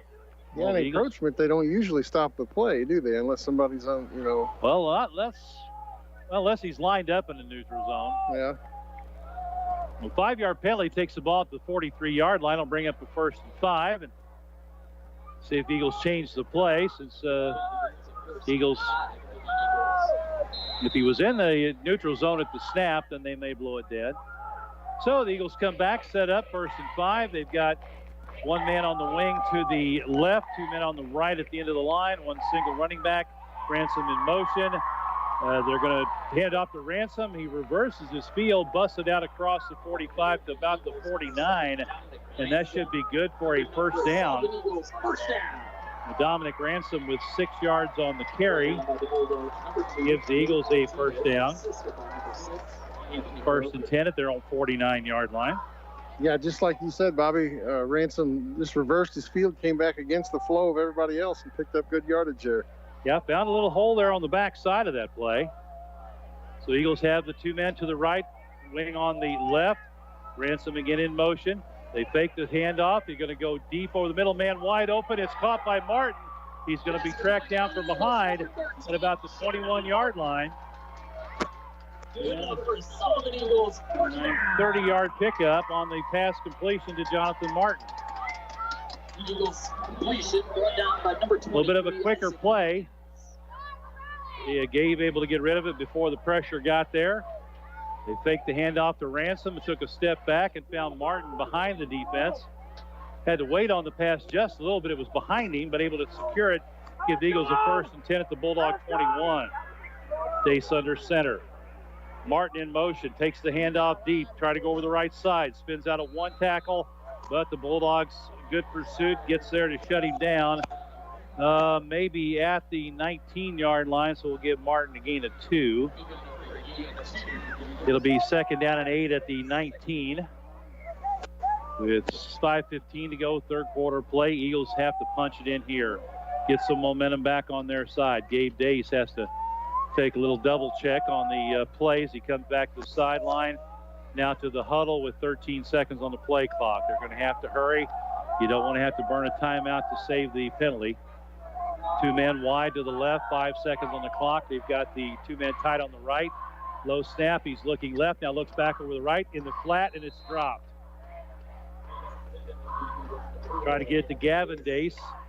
He looked left, came back to the right flat inside the 15-yard line. Pass again a little bit behind Gavin. Not out in front where he could catch it. Had to kind of reach back, and it's incomplete. Yeah, Gavin had position on the defender that play, and just couldn't bring it in. It probably would have been a first down if he could have broken a tackle, maybe taken it in. But, again, the ball was a bit behind him, and he had to kind of reach back for it. It will be 3rd down now. And they're waiting for something. You're going to reset and now the play clock will start. Game clock at 4:45. Plenty of time on the play clock. Eagles come to the line. 2nd down. Make it 3rd down at the 19. 2 men on the right, 1 man on the left. Single running back. Man in motion, Gavin Dace. Gabe keeps it, naked bootleg, trying to get to the corner. He's got the 15, he's got the 10, he's got the 5, and run out of bounds at the 3-yard line. So a 16-yard pickup on the naked bootleg by Gabe Dace gives Eagles a 1st and goal at the St. Clair 3. That was a design play all the way around. Seems like the Eagles have kind of slowed their pace down, got a little more methodical, and it's been successful this drive. Whatever works, but you got to score here. That possession where they were 1st and goal from the 4 and didn't score earlier may come back to bite them. 2 men to the right, 1 to the left. Ransom in motion, takes the handoff, trying to go around the right side, hit and dropped at the line of scrimmage if he even got there. They're going to, give him the 3, that's it. There was nothing there.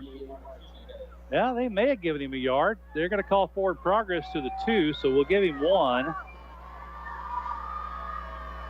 2nd down and goal, and ball just outside the 2-yard line, maybe right on the marker. Sullivan breaks the huddle. Brendel at tight end on the right. We've got a wing on the right, 2 men at the end of the line on the left this time. Gabe under center, handoff to Sullivan. He's hit, still pushes, and he's going to be in for the touchdown. It's Rodriguez. Well, excuse me, Rodriguez it was. I had 22-27, and there in the crowd, it's hard to differentiate there, but from 2 yards out, Jeremiah Rodriguez powers into the end zone for the touchdown. And that was not an easy one. He took a lick. I mean, St. Clair's been meeting the guys at the line, and he took a lick and was able to spin away from it and get himself into the end zone. So the 2-yard run by Rodriguez, and the Eagles have to have this 2-point conversion. They have not been successful on about their last 4 or 5. And in motion, Martin, they fake it to him. They're going to throw it out in the flat. Got him at the back of the end zone, and it is caught. Gavin Dace with the completion. Nicely executed play. So the 2-point conversion good. And with 3:58 to go in the third quarter, it's now St. Clair 27, Sullivan 14.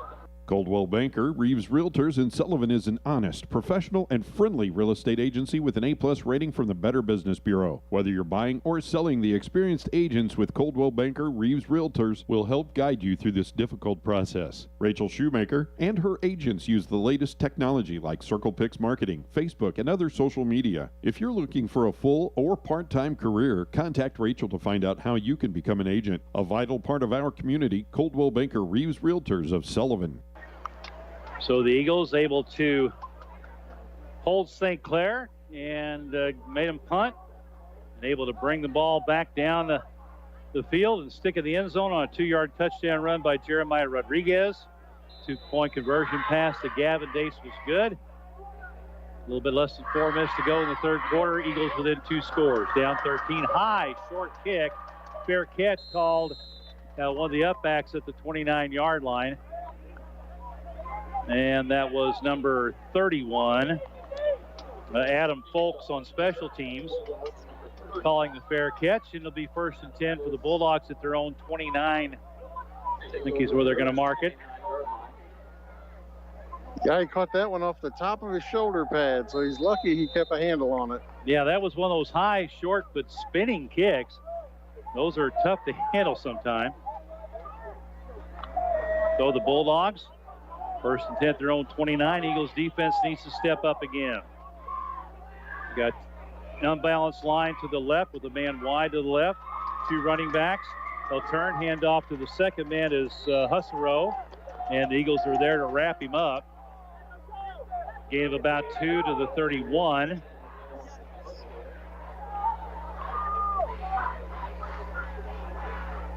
Nice read, Colton. Bennett Sherrill comes off the field.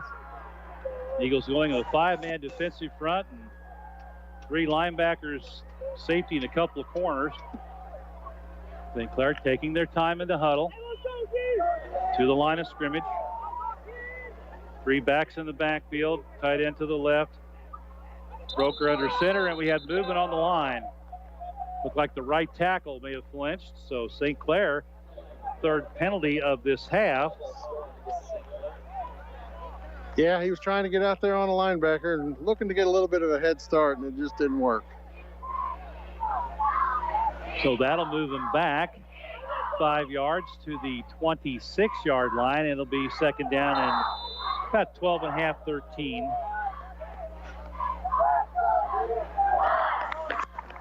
St. Clair will have a fresh 25-second clock. They'll take all the time they can in the huddle.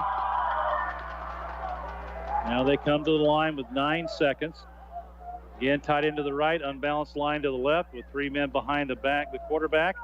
Hand off second man through. He's got a hole off the left side. Caden Bryan had him high and Gavin Dace low. And that was 26 Simcox on the carry. Takes it out to the 32. Yeah, Bobby, you talk about Simcox. He's one of those athletes, too. He's a wrestler, and I know he's been in the state tournament at least twice in his high school career. I think he's won it at least once, too. I think he won it maybe last year.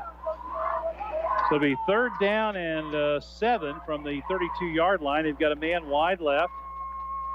3 men in the backfield. Broker under center. Going to pitch out to the near side. Sullivan is there pursuit-wise. They're going to stop him short of the first down. Pitched out to Sanders. He was the outside man on the right. Martin was there, and Colton Brendel came over as well to finally finish him off and gain out to the 38. It's going to be 4th and 1. Wow. What do you do here? Big play for the Eagle defense right here. Do you go for it at your own 38-yard line on 4th and 1? I would think they would. I would bet Coach Robbins sends them. The Eagles have not stopped them for many negative plays tonight. They bring unbalanced line to the left, man wide left. Broker under center is going to turn, hand it to the deep back, and he's going to get the first down with ease as they get a good push up front. And that's Skylar Sanders with the handoff, takes it out to the 41-yard line. He needed 1, he got 3. And that extends the drive, 1st and 10 at the 41-yard line. A big 4th down conversion for St. Clair to keep possession and keep the clock running. They come to the line, man wide right, unbalanced line to the left. And they hand off first man through. Eagles able to stuff it up. Short gain on the play. And at the bottom of the pile is number 10, Husserow. He got more than I thought, 3 yards. Jordan Rice in on the tackle for the Eagles. But they're getting a good push up front by their offensive line. And 2 or 3 yards a whack is not outside the realm of possibility. They just keep pounding it at you. So 2nd down and 7 at the 44. And off first man up the middle, and he drags the Sullivan defender to around the 50. Can be about a yard short, and that'll be Husserow again. These guys, their backs are not big, but man, they hit the hole quick, and they're strong. No, Husserow, he's one of their smaller backs, but boy, he's a grinder. He gets in there and just gets in between people and pushes and makes headway, that's for sure. That's the end of the 3rd quarter of play. The score, the St. Clair Bulldogs 27, the Sullivan Eagles 14. Experience the difference. Sullivan Bank is different from other banks. Hello, this is Debbie Durham with Sullivan Bank. The real quality of Sullivan Bank rests in one word: caring. It's not just about banking, it's about the fulfillment of your dreams. At Sullivan Bank, we care enough to listen, to understand that this is about your life, your family. Sullivan Bank is different and as unique as the person who is listening to me right now, you. Stop in and experience the difference. Finally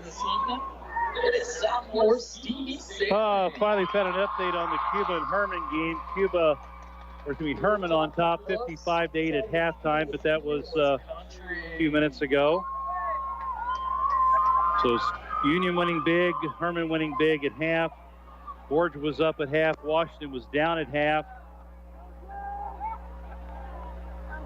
And here St. Clair is up by 13 going into the 4th quarter of play. As they lead the Sullivan Eagles. St. Clair ball. They'll have a 3rd down and 1 at the 50. And 3 backs in the backfield. Broker takes a snap, hands to the 3rd man through. Almost breaking through, but finally getting wrapped up was number 21. That was Shoemate. And he got about 5 yards on that play. Yeah, I think the last 3 was over people. He just kept his feet moving, and then people's momentum, he just went right over the pile and got that extra 3 yards. So to be a fresh set of downs for the St. Clair Bulldogs. 1st and 10 at the Sullivan 46.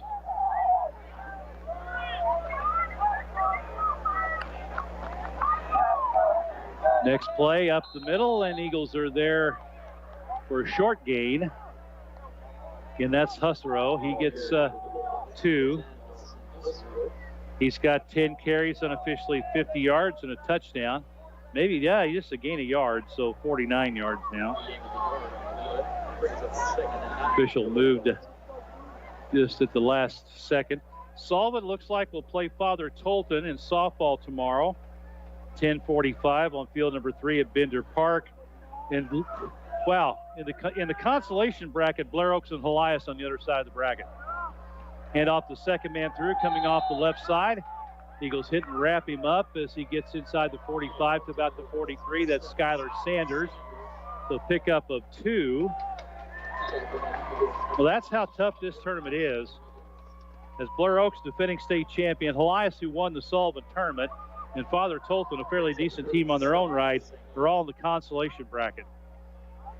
Both games are at 10:45. Sullivan on field 3, and the other game on field 4. Either win or lose, they'll play at 2:15 for either 5th or 7th. Whoa! Somebody went early. For St. Clair, looked like the left tackle. He was trying to dive out on a cut block. Yeah, that kind of gave up where that play was going, didn't it? Yeah. Well, I mean, he launched himself, too. He was like in the starter blocks for a swim, dive in on a swimming race. That may be how they're getting at least 2 yards every play, They're moving that line of scrimmage that far, that fast, and holding the Eagles from coming across the line. Yeah, I have not had a chance to really watch the line play much. So now it's second down and 12, back to 48. And a broken play again. Broker runs through a couple of tackles. Eagles able to corral him this time as he gets back inside the original line of scrimmage to the 44-yard line. So he picks up 4. And it'll bring up a 4th down and 8. So Broker, who is the quarterback, is also the punter. And Eagles hold after giving up a first down. And Broker probably will try and pin him deep. Martin is back to receive. If he can get to this ball and return it, he needs to. Eagles with some pressure. High spinning kick. They kick it over to the far sideline. A high bounce. Picked up on the bounce at the 5. And he is wrapped up and drilled. Oh, the flag comes in. That was a helmet to helmet. Yeah, that may be contact to the head there. Martin picked it up on a bounce at about the 5, and he was drilled at the 8-yard line. We'll see what this flag is all about as the back judge through the flag comes up, talks to the referee.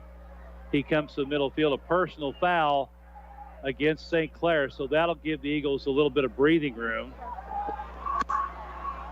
He did not indicate blow to the head, but that's more than likely what it was. He hit him up high and just drove him down. So the ball on a 15-yard penalty will go from the 8 out to the 23 and give the Eagles a little bit of room to operate.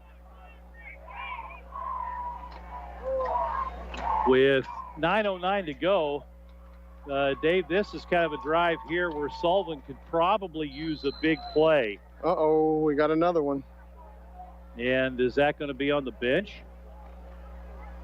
I'm afraid it may be. It looks like an unsportsmanlike. So now there's another discussion, and the official coming over toward the sideline. We have a dead ball, unsportsmanlike conduct penalty on St. Clair, and that may be on Brian Robbins.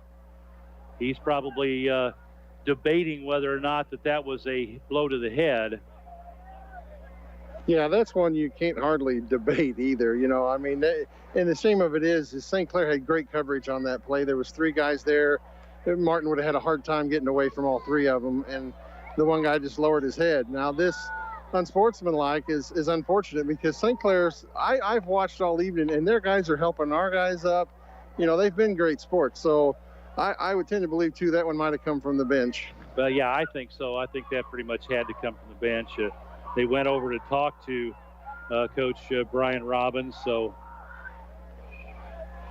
anyway, that moves the ball out to the 38-yard line.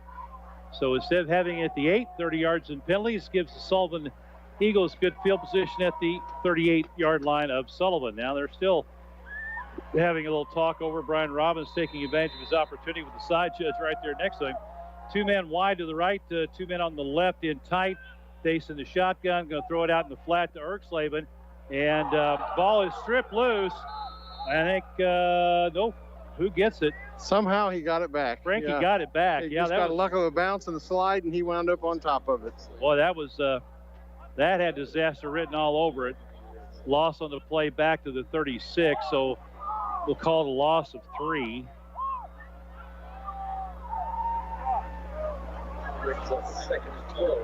So second down, short, long 12, short 13.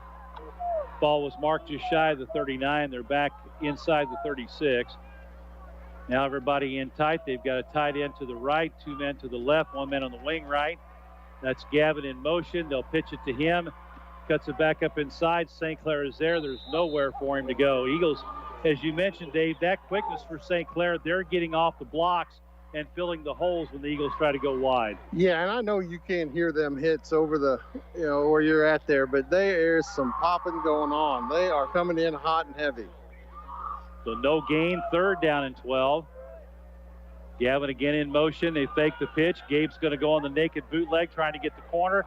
He's at the 40, puts his shoulder down, gets out to about the 44, maybe the 45. He's in bounds. He's going to be short of the first down. They're going to mark him at the 44. So from the 36 to the 45, I guess they'll give him.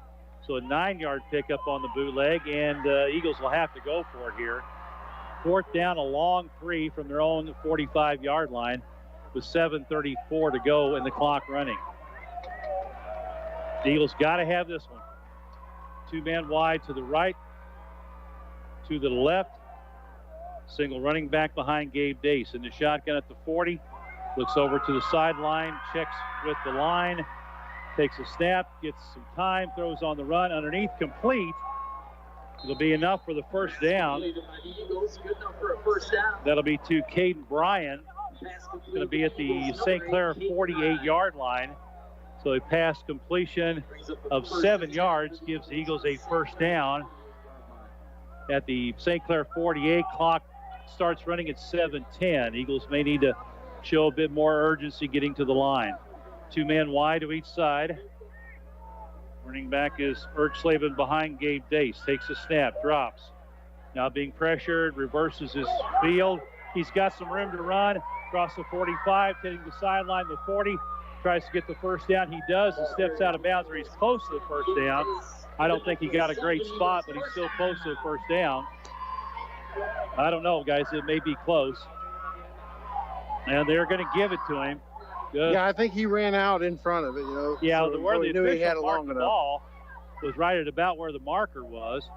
And they're going to... Looks like we're going to water up. Yeah, we're going to water up. We'll keep it here.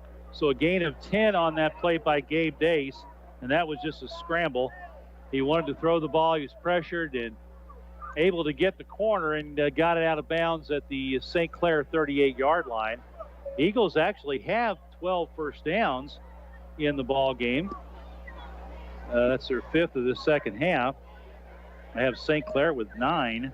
Yeah, we've been commenting on how, St. Clair's pursuing, and that time that great pursuit caught them because they all pursued the back or to the play side, and Gabe was able to turn to the backside and make that big play there. Yeah, he found an opening on that left flat. We also have an injured player for St. Clair down just outside their 40-yard line. They're looking at an ankle, and so that's their quarterback, Anthony Broker. And Yes, it is. Yeah, and it may be a cramp, left leg.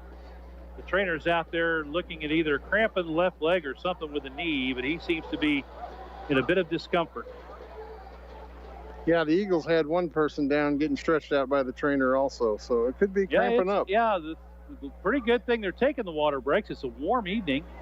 At least it was earlier. It's cooled off nicely, but still a little unusually warm for what you normally see this time of year. Going to get hotter as the week goes along. We're going to see temperatures up in the mid-90s by midweek, looks like. Not supposed to get that warm. Well, actually, average temperatures are probably right around upper 80s this time of year still, so as we take our weather break. The sideline reports with Dave Johnson, brought to you, of course, each and every ball game by Merrimack Tire and B&B Quick Stop. You need to see Todd and his team at Merrimack Tire for all your automotive needs. They're located on East Springfield, just right off the Highway 185 South. Also, you need to stop into B&B Quick Stop. They're located on the South Service Road. Get gas, get your snacks, and they've got a great selection of snacks. For just about any hunger you have, they can take care of it. Hot and cold drinks, some of the cheapest soda prices around, really. And a great selection. They've got a whole lot more. That's Merrimack Tire and B&B Quick Stop sponsoring your sideline reports. And, of course, another big thank you to Pizza Hut, as they provide pizza for the press box crew each and every home game. For delicious pizza, wings, pasta, desserts, and more, check out Sullivan Pizza Hut, 100 South Service Road. For delivery or carry-out orders, call 468-3952. So the injured player off the field. The water break is over. Eagles have the ball, first and 10 to St. Clair 38. They've got 2 men in the bunch on the right side, tied into the left. The man on the wing left is Martin. Dace under center, Martin in motion. They fake the pitch, Dace drops. Now being pressured as he throws it on the run. Oh, and it dropped. Caden Bryan tried to make a circus catch on the sideline. Couldn't come up with it. And the incomplete pass will stop the clock and bring up a second down and 10. Yeah, that was just off Caden's fingertips there. He turned, caught the side of the ball, tried to get to it, and just couldn't get to it. Yeah, Dace had to throw on the run, so it was not as accurate as otherwise might have been. And really, they had one man that broke through. Sullivan was blocking and kind of just gave him a little touch and then came off to get somebody else. That's the guy that forced Gabe to run. Same setup offensively. Gabe under center. Martin in motion from left to right. They'll pitch it to him, coming back to the right side, cuts up the middle, got a pretty good hole. Spins, still driving, wrapping both arms around the football, and gets down to about the 31-yard line. So Jonathan Martin turned that into a pretty good gain. They'll mark it at the 31 from the 38, so a gain of 7. Yeah, just a tough run there. He kept his feet moving, kept him going, and finally they brought him down after 3 or 4 guys got there to do it. So 3rd down and 3 for the Eagles at the St. Clair 31 as we have 6:05 to go in the ball game. Eagles still need 2 scores and a couple of extra points, or at least 1. Again, same setup. 2 guys tight to the right, 1 man on the wing. To the left is Gavin Dace this time. Sullivan behind Gabe Dace. Gavin in motion, whistle, and timeout Sullivan. We'll go ahead and take a quick break with 5:48 to go here in the 4th quarter of play. It's St. Clair 27, Sullivan 14. Peterson Oil Company is your hometown propane dealer. Peterson Oil is the propane company that keeps your prices as low as possible throughout the year. Did you know that you can order your propane online at petersonpropane.com? When you give your business to Peterson Oil Company, you know that you're doing business with a local propane dealer who's been a part of our community for many, many years. With 2 offices to serve you, 1654 Highway 28 West in Owensville and 200 West Euclid in Sullivan, call 468-6600 for Peterson Oil Company. So Eagles will have 2 timeouts left. And, if you're not sure, maybe you look out and you see a different defensive alignment than what you're anticipating. Probably.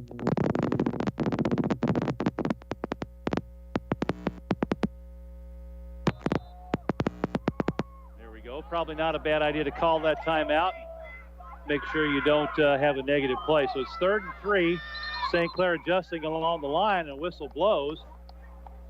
And that's going to be a false start against the Eagles. Man, you cannot have that mistake after a timeout. Yeah, when St. Clair went to adjust, that drew the right tackle there to jump. And you just got to concentrate. You know the count. You got to have discipline on that. Just because they're moving, you only move when the ball is snapped. And that hurts. Now it's 3rd down and 8. I mean, it's 4-down territory. There's no doubt about that.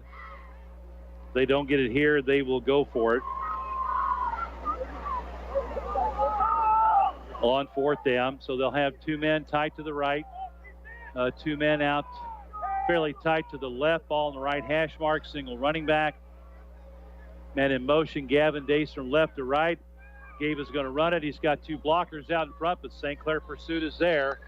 And they finally run him out of bounds, and not much of a gain. They're going to call him out at the 33.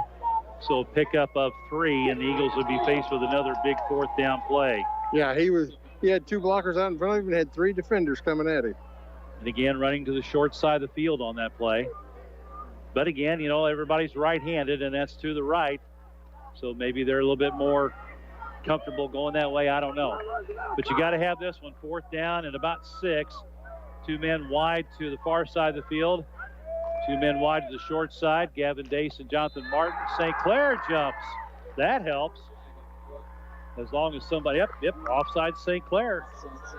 So penalties have been a big factor for St. Clair in this half. Yeah, they're coming quick too now, ain't they? Yeah. They had 1 for 5 yards at halftime. 2, 4, 6. That's their 7th penalty in this half for 55 yards. So now it's a 4th down. Well, it's 1st down. Oh, that's right. Yeah, they're going to give him 1st down. The ball went down to the 28. That's where they needed to go. So a 1st down by penalty. That's huge. And Sullivan with a fresh set of downs. Now they've got 2 men wide left to the right. Bryan and Ransom to the right. Gavin Dace and Brendel to the left. Sullivan in the backfield. Flares out to the right. Gabe is looking deep.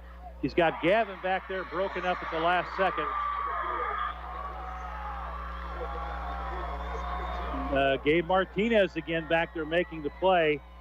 Gavin Dace had double coverage.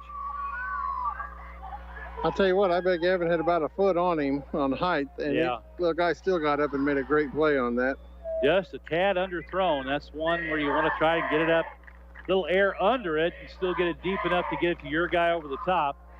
2nd down and 10. Clock stopped at 5:30 to play. They've got the wing to the left, 2 men bunched to the right.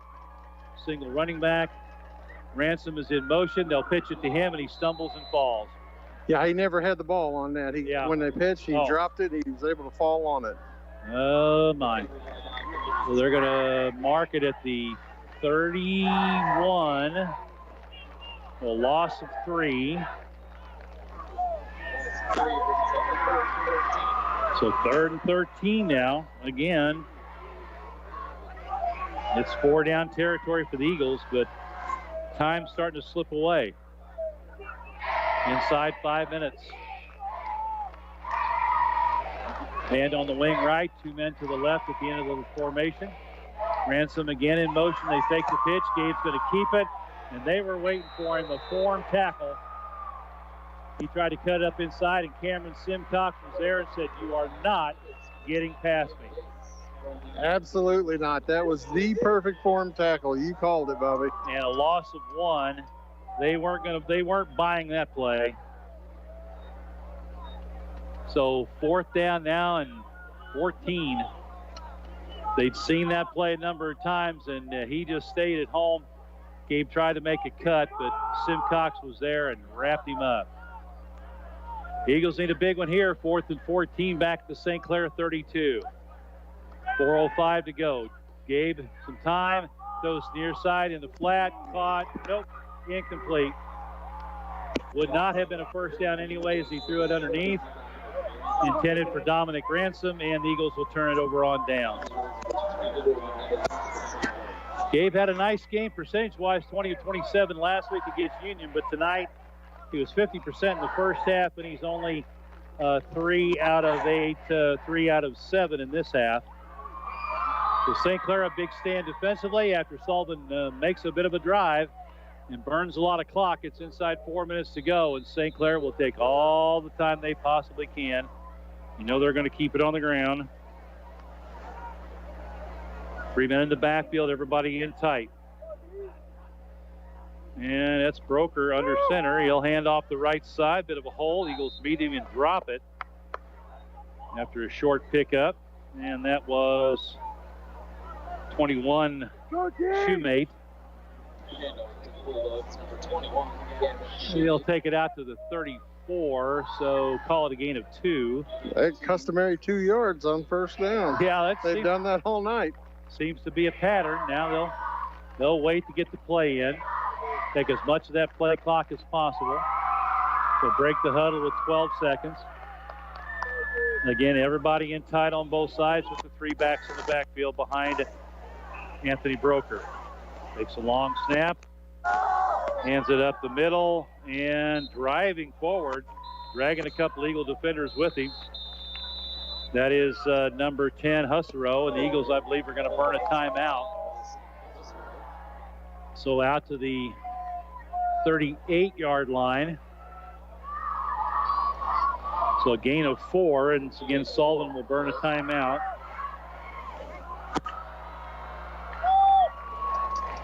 .307 to play.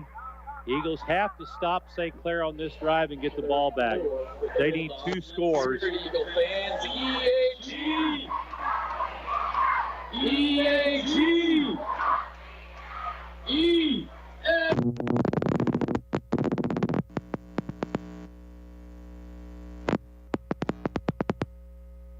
So Sullivan needs 2 scores. They're down 13 with 3:07 to go. Jordan Rice is out this play. He's got a scrape on his elbow. They've got to get it's bleeding, so they got to get the bleeding stopped and get him covered. So he's out of the ball game on a 3rd down and 4 play. Everybody in tight. 3 men in the backfield. Broker. Oh, Eagles jumped. That'll give him a first. He went on the hard count. Somebody up on the line jumped.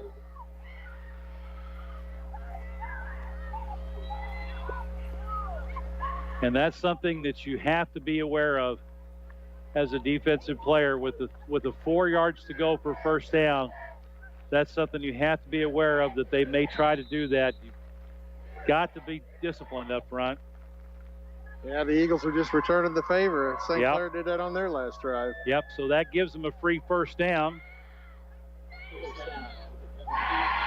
And allows them to run another couple minutes off the clock. Sullivan, I think, will just have 1 timeout left. Everybody in tight with 3 men on the line in the backfield. Hand off to the trail runner. Not much there. And that was the 3rd man through, and that is Simcox. I think it was 21. 21. You're right. Gains a yard. 3rd down and 9. 2nd down and 9, excuse me. I wish it was 3rd. Getting in front of myself there. St. Clair going to be able to run a lot of time off this clock. We're down to 2:30. Again, everybody in tight.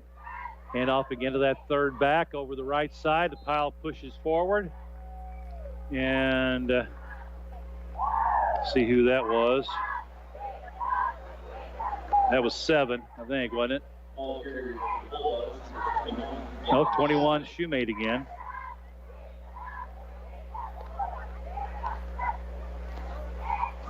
Yeah, there sure ain't nothing fancy about it, Bobby. They are just grinding and grinding, getting them positive yards every time.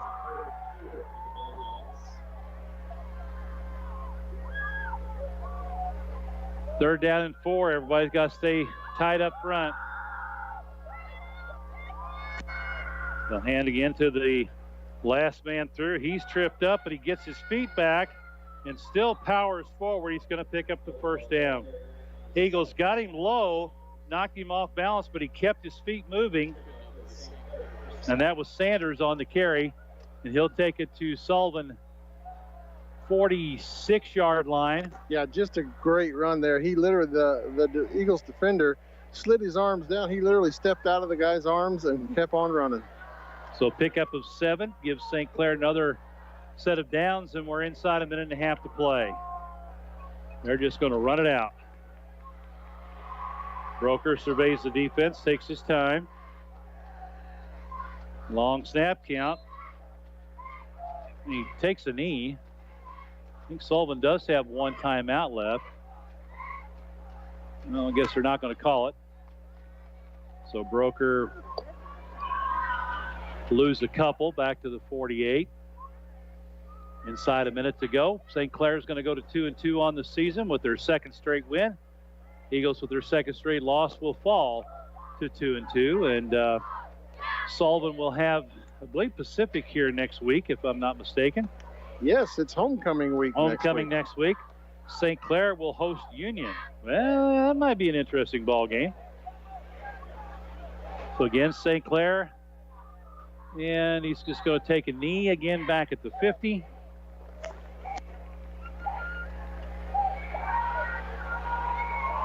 And they don't have to snap it. So St. Clair is going to come into Sullivan and win the ball game. Final score, St. Clair Bulldogs 27, the Sullivan Eagles 14. And they're going to start the handshake line. Coach Harr, as always, is out in front of that line. And Dave will try to catch him when he gets back over here to the sideline before he meets with the team. So I will go ahead. I'm going to go ahead and take a quick commercial break, and then we'll catch Coach Harr when we get back. We'll be back out here at Sullivan after these messages. Hanson Title Company has been serving the Franklin County area since 1865, providing their customers with high-quality service, reliable data, and quicker turnaround times to save you money. Hanson Title is the only title company in Franklin County that has their own title plant, and they have offices in Union, Sullivan, and Washington. Services include title insurance, title searches, construction dispersing, and 1031 tax-deferred exchanges. For any and all of your title needs, call Hanson Title Company at 468-2640 or in Union 636-583-2516. Jerry's TV in Sullivan is a family-owned appliance, furniture, mattress, and electronics store. Jerry's has over 20,000 square feet of showroom with name brands of fine quality home furnishings at low prices. Jerry's TV's been serving the Sullivan and surrounding area since 1962. Jerry's has in-store financing, fast free delivery, free setup, and free removal. When you shop at Jerry's, you get discount store prices with service in every department. Shop local. Shop Jerry's TV, 375 West Springfield in Sullivan, because service matters. All right, so Sullivan drops it 27-14 to the St. Clair Bulldogs. And Sullivan coach Ed Harr is with Dave Johnson. Send down Dave. Yeah, I'm here with Coach. Coach, rough game, wasn't it? I mean, we did things right, and then it seemed like sometimes mistakes would catch up with us. Yeah, those mistakes and those big plays, man, we got to find a way to not allow those to happen. You know, we got to get back to the drawing board, look at it, and figure out what we can do to help these kids to prevent these big plays. Yeah, you know, big plays hurt us last week, you know, at Union. The big plays got us again here. It's one of those things, you know, discipline, you know, you staying in the pockets, the guys keeping on their man. It's those little things you got to work on again, ain't it? Yeah, those little things, you know, so we'll be back at it Monday. Keep trying to correct them, keep trying to put the kids in the right spots to be successful, and, you know, go from there. One of the good things I kind of noticed, I didn't see any big injuries or anything tonight, correct? No, not to my knowledge. Good deal. Next week we have Pacific. You got the distraction of homecoming, you know, next week. Pacific, they're not having their best year, you know. Mm-hmm. It'd be a good time to get back on track, won't it? Yeah, that's what we're going to try to do. All right, thanks, Coach. I'll let you get with your team. Thanks a lot. All right, Dave, thank you very much. Eddie Harr, head coach of Sullivan Eagles, with the quick visit after the game. I'll take another commercial break while I finish up the stats. We'll send it back to the studios for these messages. Good sportsmanship isn't something that just happens, it's taught as a part of our high school activities program. In Missouri, good sportsmanship has become a tradition with our high school coaches, athletes, and fans. Respect by everyone helps make that happen. We here at KTUI Radio encourage you to help us continue a great Missouri tradition practiced both in small towns and big cities. That's good sportsmanship. This preceding message was brought to you by your friends, the Missouri State High School Activities Association and KTUI Radio. C.D. King Construction, LLC is a local general contractor that can provide you with any construction needs you may have. The goal at C.D. King Construction is to complete projects that exceed the customer's expectations. They take special care in each and every detail with your budget and goal in mind. From custom work to simple installation jobs, C.D. King Construction has a service to fit your needs. Learn how your dreams can become a reality by calling Cody at 573-259-9234 or find C.D. King Construction, LLC on Facebook. Dace Insurance is a full-service independent insurance agency with 35 years of experience serving the needs of over 5,000 individuals and families and 300 businesses in our area. Dace Insurance is an agency you can depend on with proven professionals, honest, fair, and interested in the needs of the people they serve. Sharon Dace and her staff don't work for an insurance company. They work for you with home, life, auto, and commercial policies tailored for you. Dace Insurance, located at 602 North Franklin in Cuba and 47 East Springfield in Sullivan. All right, looking at our final stats, first off with the St. Clair Bulldogs. Again, these are very unofficial. 16 carries. There's going to be 19 carries for 102 yards. Did not attempt to pass. For the ball game, 32 rushes for 268 yards. 1 of 1 passing for 61 yards and a touchdown. 329 yards on total offense unofficially for the Bulldogs. In the second half, they had 7 penalties for 55 yards, 8 for 60 yards for the game. They fumbled the ball once and lost it. That was in the first half. Let's see, 13 first downs in the ball game for St. Clair. Leading rusher was the quarterback Anthony Broker. Had those 2 big touchdown runs. Overall, 7 carries, 133 yards. Skylar Sanders had 7 carries for 25. Dawson Husserow had 11 for 53. Cam Simcox 3 for 10. Gavin Shoemate in the second half did nice work, 4 for 47. And again, quarterback Broker 1 for 1, 61 yards and a touchdown. For the Sullivan Eagles in the ball game, second half 16 rushes, just 52 yards, 3 of 7 passing for 34 yards, just 86 yards of offense in the second half. For the game, 33 carries, 118 yards on the ground, 7 of 15, 128 passing for a touchdown and an interception. And 246 yards unofficially total offense for Sullivan. 6 penalties in the ball game for 35 yards. They had 2 fumbles, recovered both of them. They had 13 first downs for the game. Leading rusher tonight was Frankie Erksleben, 5 for 37. Had that most of that on 1 run. Gabe Dace 9 for 26.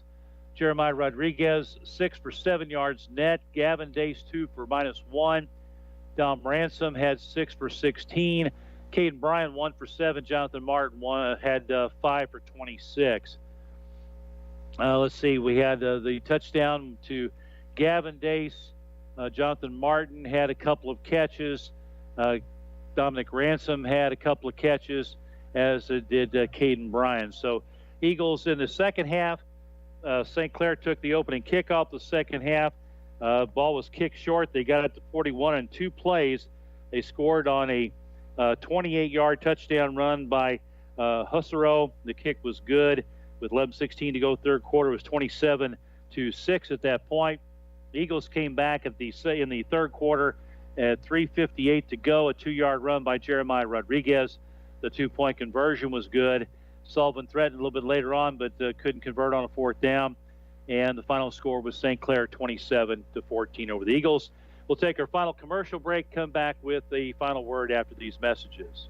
At Missouri Baptist Sullivan Hospital, we don't just work in the community, we live here too. We understand what it means to raise a family here, and we know the importance of having the highest quality healthcare nearby, with BJC Healthcare doctors, nurses, and specialists to treat all your needs.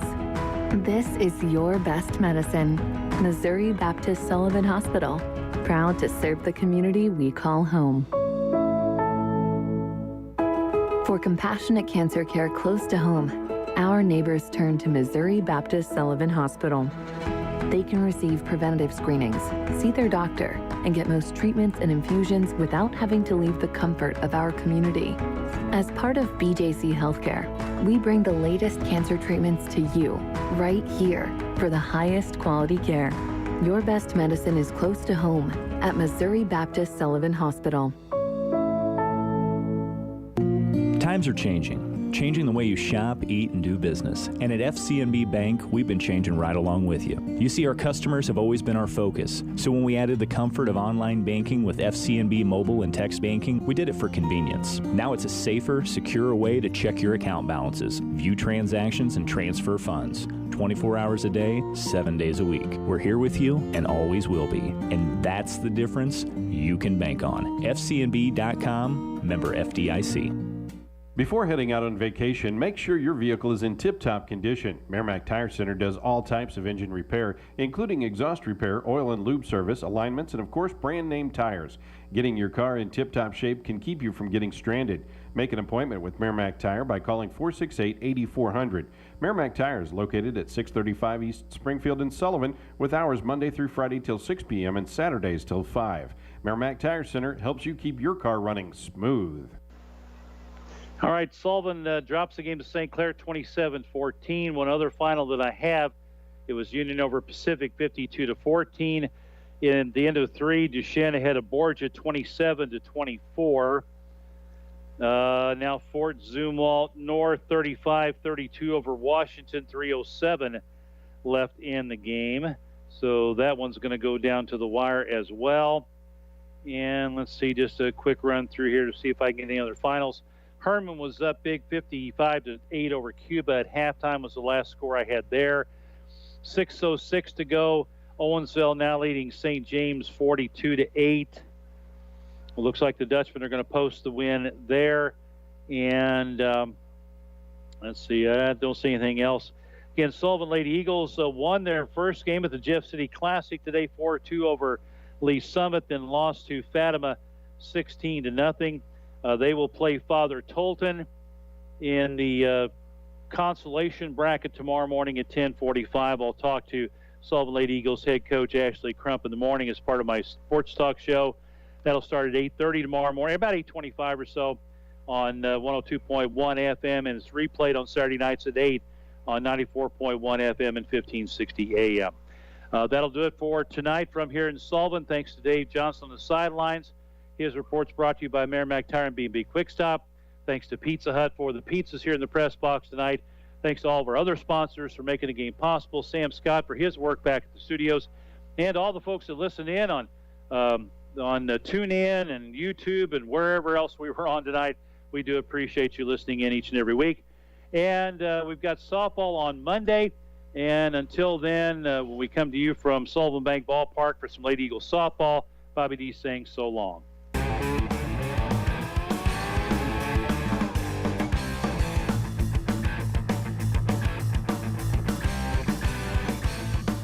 We hope you have enjoyed today's coverage of Sullivan High School sports on KTUI Radio. Today's game was brought to you in part by C.D. King Construction, Coldwell Banker Reeves Realtors, Sullivan Bank, Frykes Market, Missouri Baptist Sullivan Hospital, Strasser Senior Services, First State Community Bank, Hanson Land and Title Company, Dace Insurance, First Community National Bank, Peterson Oil Company, Jerry's RCA, B&B Quick Stop, and Merrimack Tire. We hope you'll join us again next time for more Sullivan High School sports on KTUI Radio. And now we return you to our regular programming.